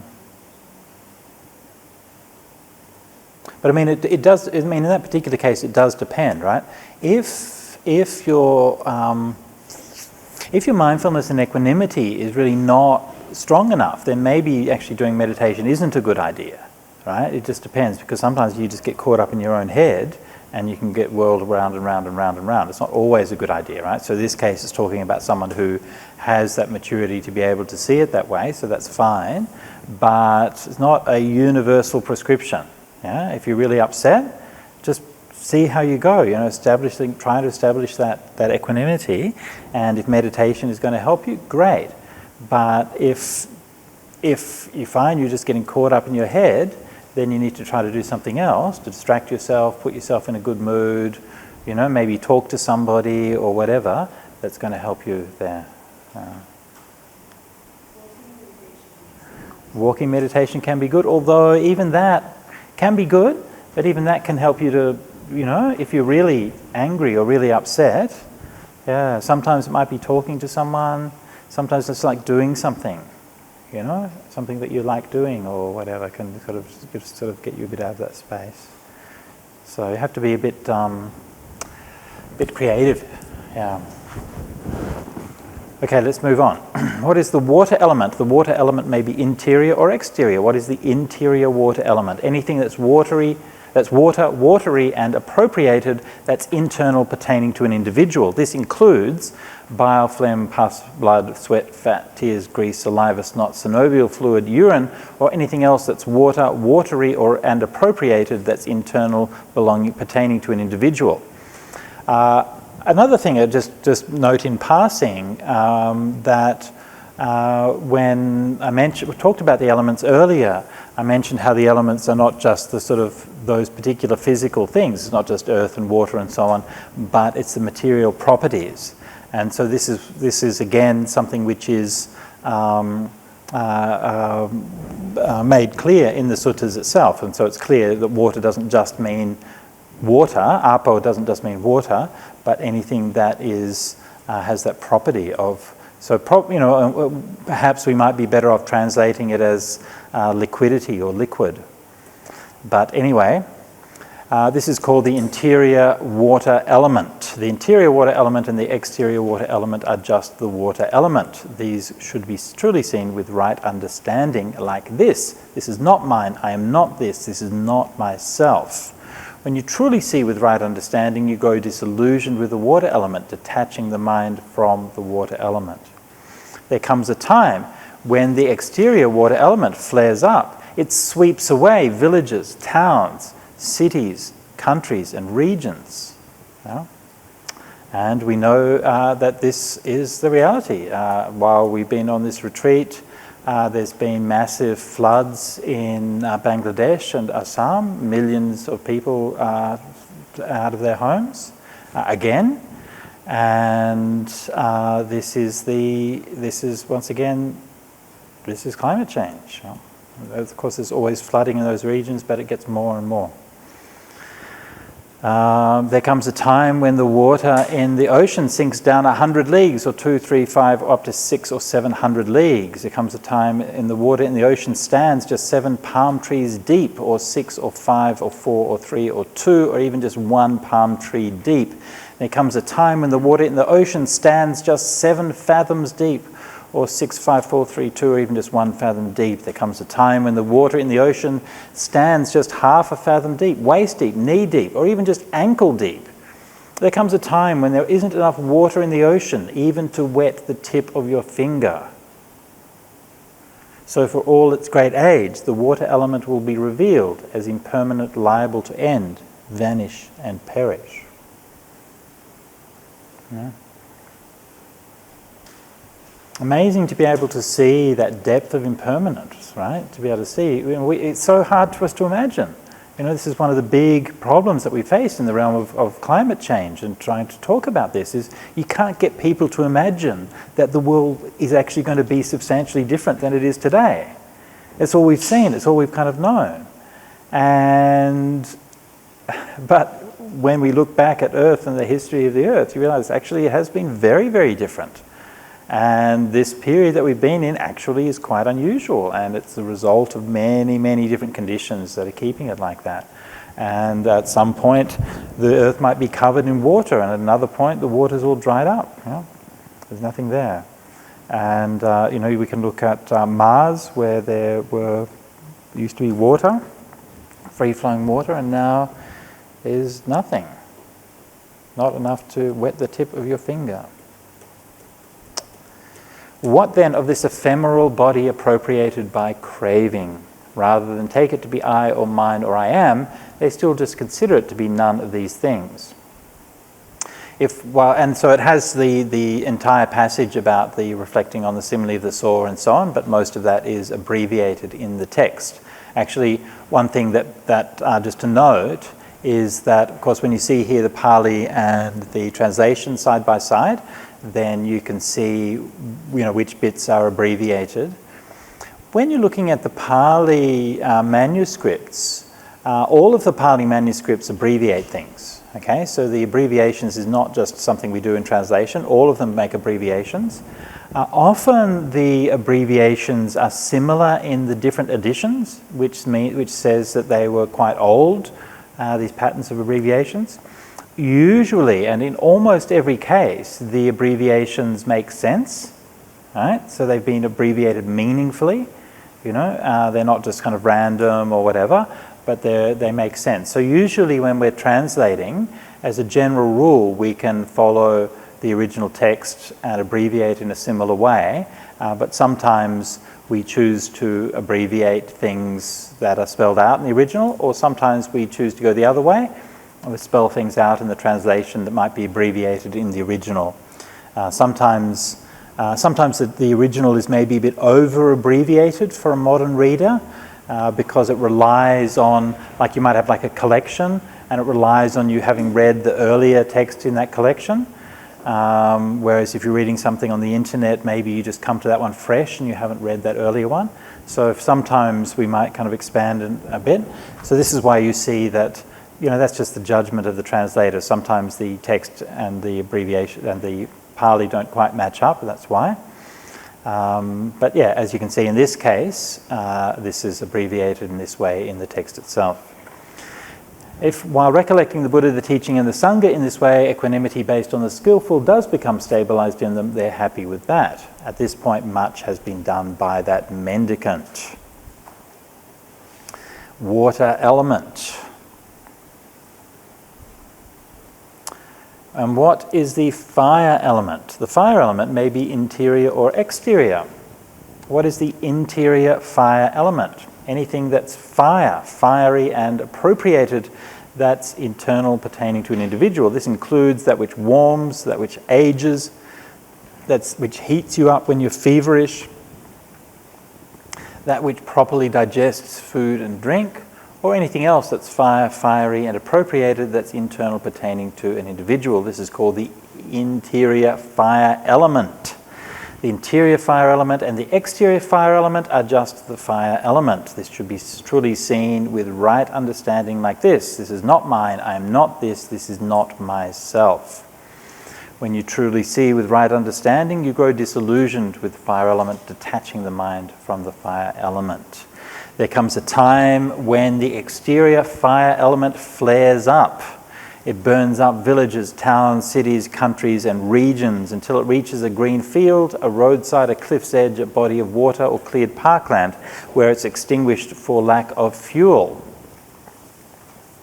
So none of the Australians here need to be told about this.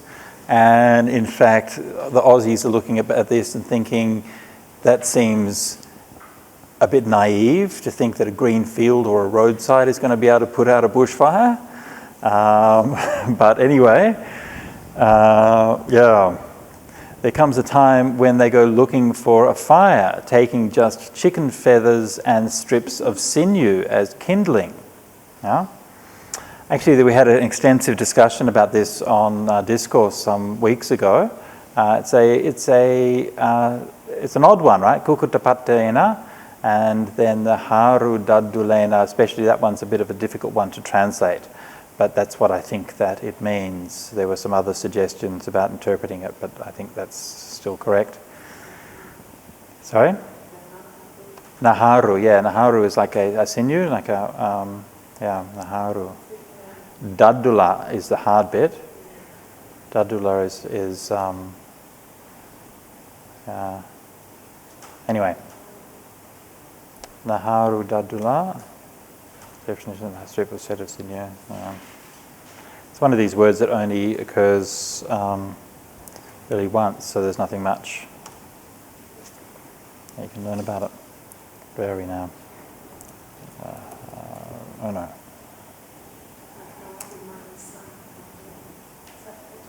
That's right. It's one of the parts of the body. Yeah, sinews. Yes, so the Tejo Dhatu. Yeah, Tejo Dhatu. Scary, right?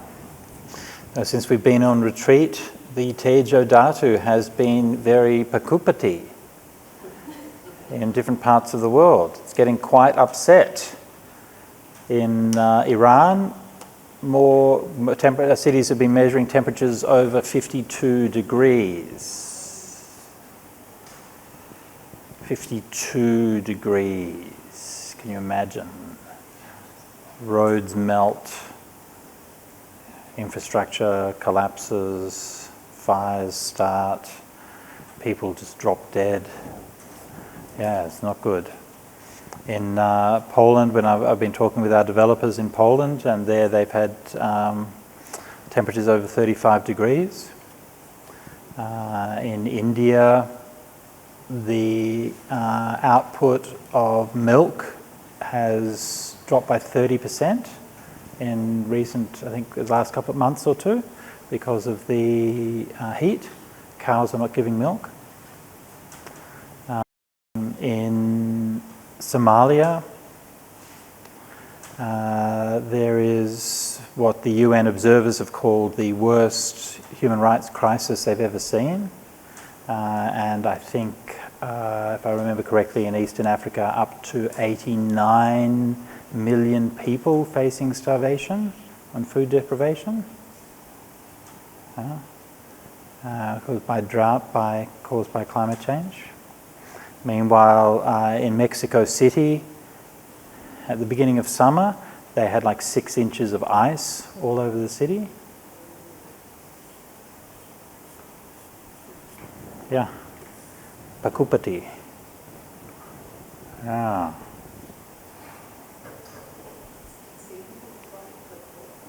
Prakopa, yeah.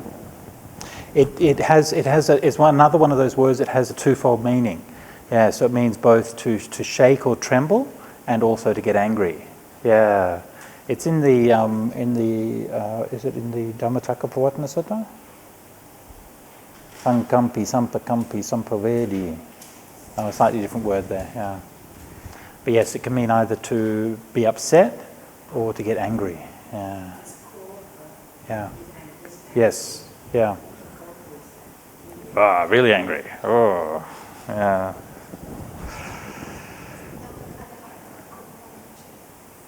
Which one? Akupa. Yeah. Yeah. So kupa is a term for the arahant, right? So arahant is unshakable. Akupa me vimutti. Yeah, akupa me vimutti. So in that case, like akupa me vimutti doesn't mean my release is not angry, right? It means my release is unshakable. So it has those two meanings, both unstable and also angry or upset. Yeah.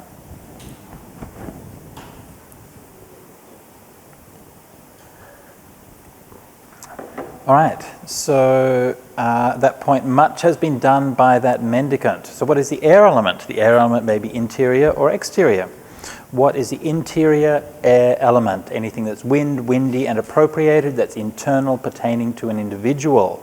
This includes winds that go up and down, winds in the belly or the bowels, winds that flow through the limbs, in-breaths and out-breaths, or anything else that's wind, windy, and appropriated, that's internal, pertaining to an individual.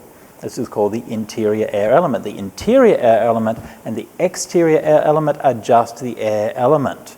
And this is, of course, a contemplation you can do when using mindfulness of breathing, right? The exterior element becomes the interior air element. The interior becomes the exterior. Yeah? And this is always dissolving us, right? Who you are. Yeah? Actually, all the elements are the same, but with the breath is even more so.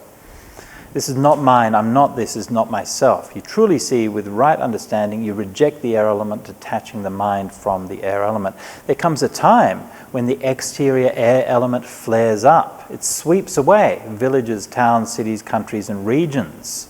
As again we have seen in modern times, and terrible storms in many places. There comes a time in the last month of summer when they look for wind by using a palm leaf or fan. And even the grasses on the drip fringe of a thatch roof don't stir. Yeah? Very vivid image. Yeah? Yeah? So if you have the grass roof, just a little bit of grass that's coming off the roof, and not even a tiny bit of air there. So for all its great age, the air element will be revealed as impermanent, liable to end, vanish, and perish. I mean, one of the things that this shows is that, you know, we maybe should be calling the air element the wind element. Yeah? But anyway, we call it the air element. but it's closely associated with movement. So what is this ephemeral body? And again, here it repeats, if others attack, harass and trouble that mendicant, they understand this painful feeling born of ear contact has arisen in me. That's dependent, not independent. Dependent on what? Dependent on contact. They see that contact, feeling, perception, choices and consciousness are impermanent. Aniccanti pasati. Based on that element alone. Tassa dhata ramaneva. Chittang pakandati pasidati santirtati adimuchati. Their mind becomes eager, confident, settled and decided. Others might treat that mendicant with disliking, anitta, loathing, akanta, and detestation, amanapa, striking them with fists, stones, sticks and swords. Pani sampasa, leddu sampasa, danda sampasa, satta sampasa. They understand this body is such that fists, stones, sticks and swords strike it. But the Buddha has said in the simile of the saw, even if low-down bandits, chora o charaka, literally as low-down bandits, were to sever you from limb from limb, anyone who had a thought of hate on that account would not be following my instructions. Yeah? My mind shall be roused up and unflagging, my mindfulness established and lucid, my body tranquil and undisturbed, and my mind immersed in samadhi. Gladly now let fists, stones, sticks and swords strike this body. For that is how the instructions of the Buddhas are followed.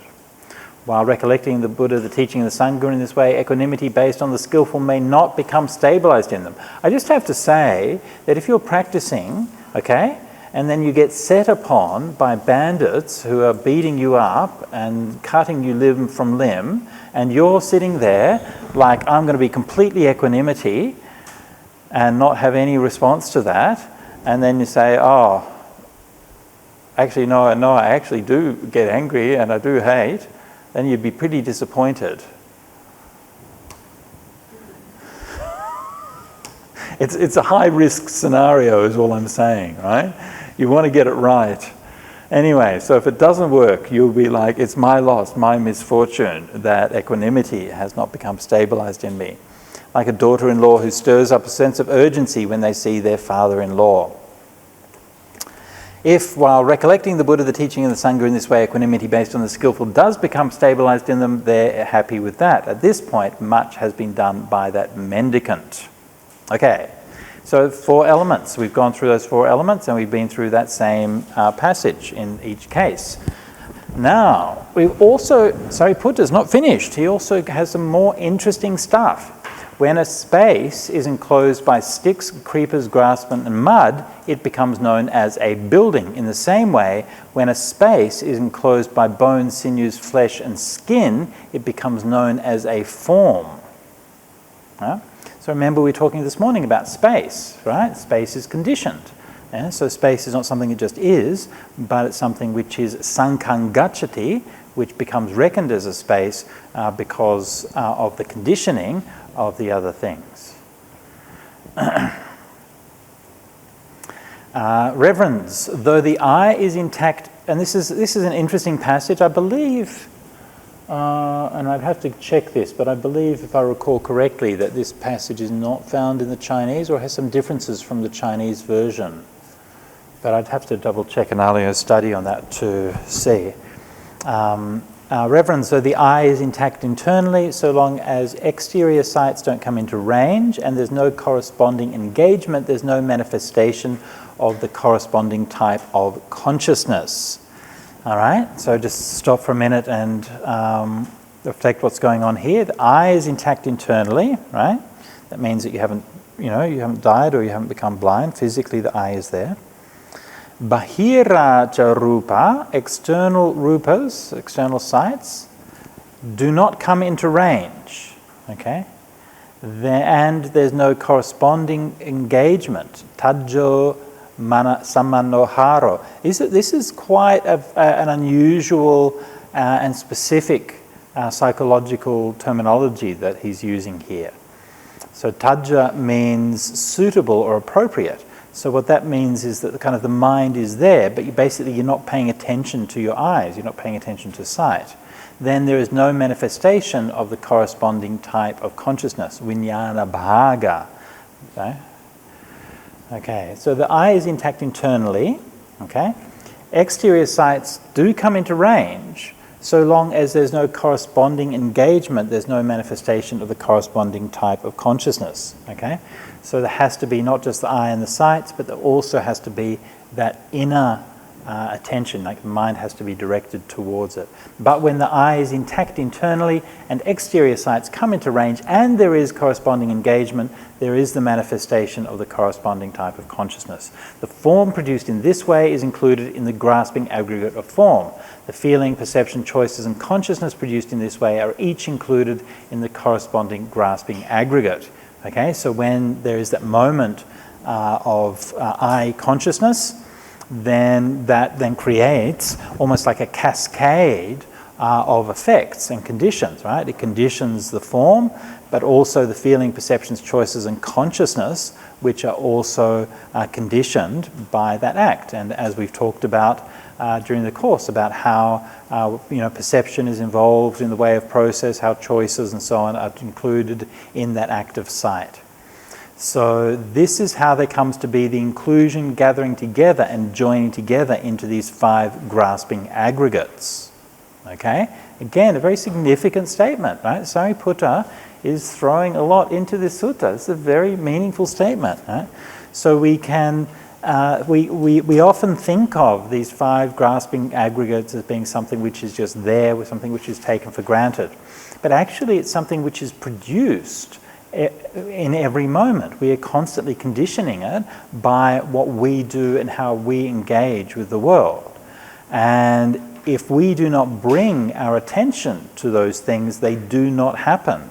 Sights only happen because we attend to them in the mind. But the Buddha has said, one who sees dependent origination sees the teaching, and one who sees the teaching sees dependent origination. And these 5 grasping aggregates are indeed dependently originated. The desire, adherence, attraction, and attachment for these 5 grasping aggregates is the origin of suffering. Giving up and getting rid of desire and greed for these 5 grasping aggregates is the cessation of suffering. At this point, much has been done by that mendicant. So again, Sariputta showing not just, we've seen the aggregates, we've seen the elements, we've seen impermanence, we've seen not self. Now he's bringing also in dependent origination, he's bringing in the 4 Noble Truths, right? Remember we started with the 4 Noble Truths. Now he's showing actually how these fit into the 4 Noble Truths. So again, a very, very, very subtle and systematic discourse. Just imagine that the level of detail that's gone into, like it's such a finely constructed discourse. Each part draws on the previous one and relates to the others in all of these different ways, and it just kind of just comes out. Yeah, it's really amazing stuff. Anyway. So similarly with the ear, nose, tongue, body and mind, then there has to be those 3 aspects: the internal thing, internal organ of perception, the exterior stimulus, and the corresponding engagement. This is how there comes to be those 5 aggregates. One who sees dependent origination sees the teaching. One who sees the teaching sees dependent origination. These 5 grasping aggregates are indeed dependently originated. The desire, adherence, attraction, and attachment for these 5 grasping aggregates is the origin of suffering. Giving up and getting rid of desire and greed for these 5 grasping aggregates is the cessation of suffering. At this point, much has been done by that mendicant. That's what Venerable Sariputta said. Satisfied, the mendicants were happy with what Sariputta said. Sadhu, sadhu, sadhu. So there we go, yeah. In the second 4th paragraph in the bottom, it says, the mind is intact internally. Right. What would exterior thoughts be? Right. Okay, good. So what do you think? The word of somebody else. Maybe. Maybe. Bahiracha dhamma na apata apatanga gachanti. Maybe. Anyone have any other thoughts about this one?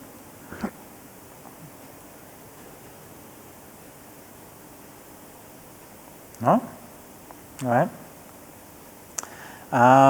Okay, so in the kind of the idioms, in the way that the sutta talks about things, interior and exterior are relative, right? So we've seen the kind of the most obvious example of that is where interior means the body and exterior means outside your body, right? When it comes to physical things, then that's kind of good enough.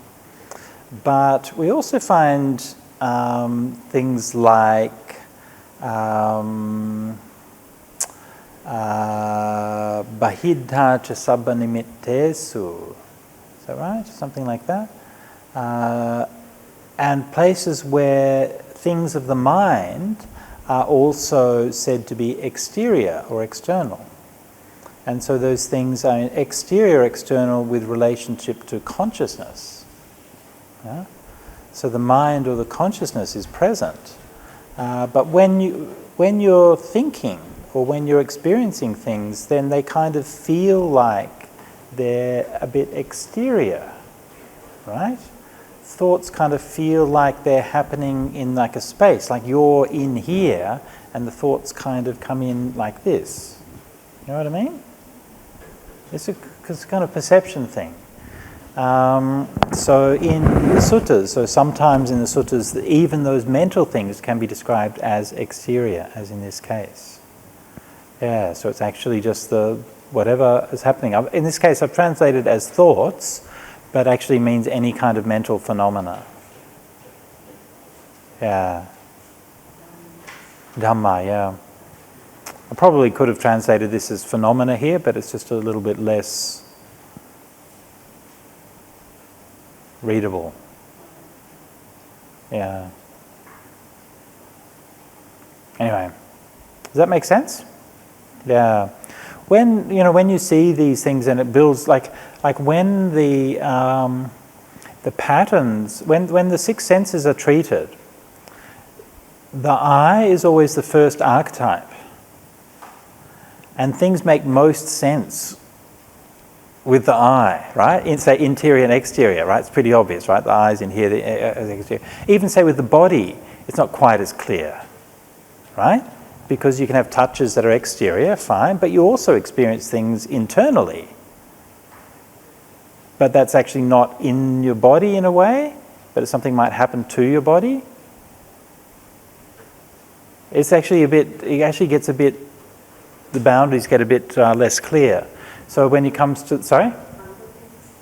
Hunger pains, this kind of thing, yeah. It's like something that happens to you. And that would, but it's similarly when you get to the mind, then it's a bit hard to see how it fits into that pattern, right? It doesn't sort of fit quite so neatly. Yeah. So that's one of the things, is that's part of the path of insight as well. So this is why we start with those simple ones. Yeah, get your mind established on that, and as you go more deeply, then you can gradually see how these things apply in different ways. And of course, it's not exactly the same, right? The way that the mind works is not exactly the same as the way that the other sense organs work. It's much more sophisticated, much more complex. But we can still use that framework to get a handle on it. Yeah.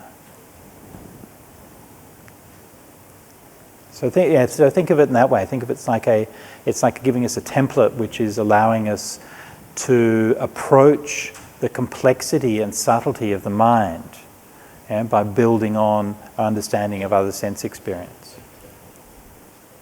Now.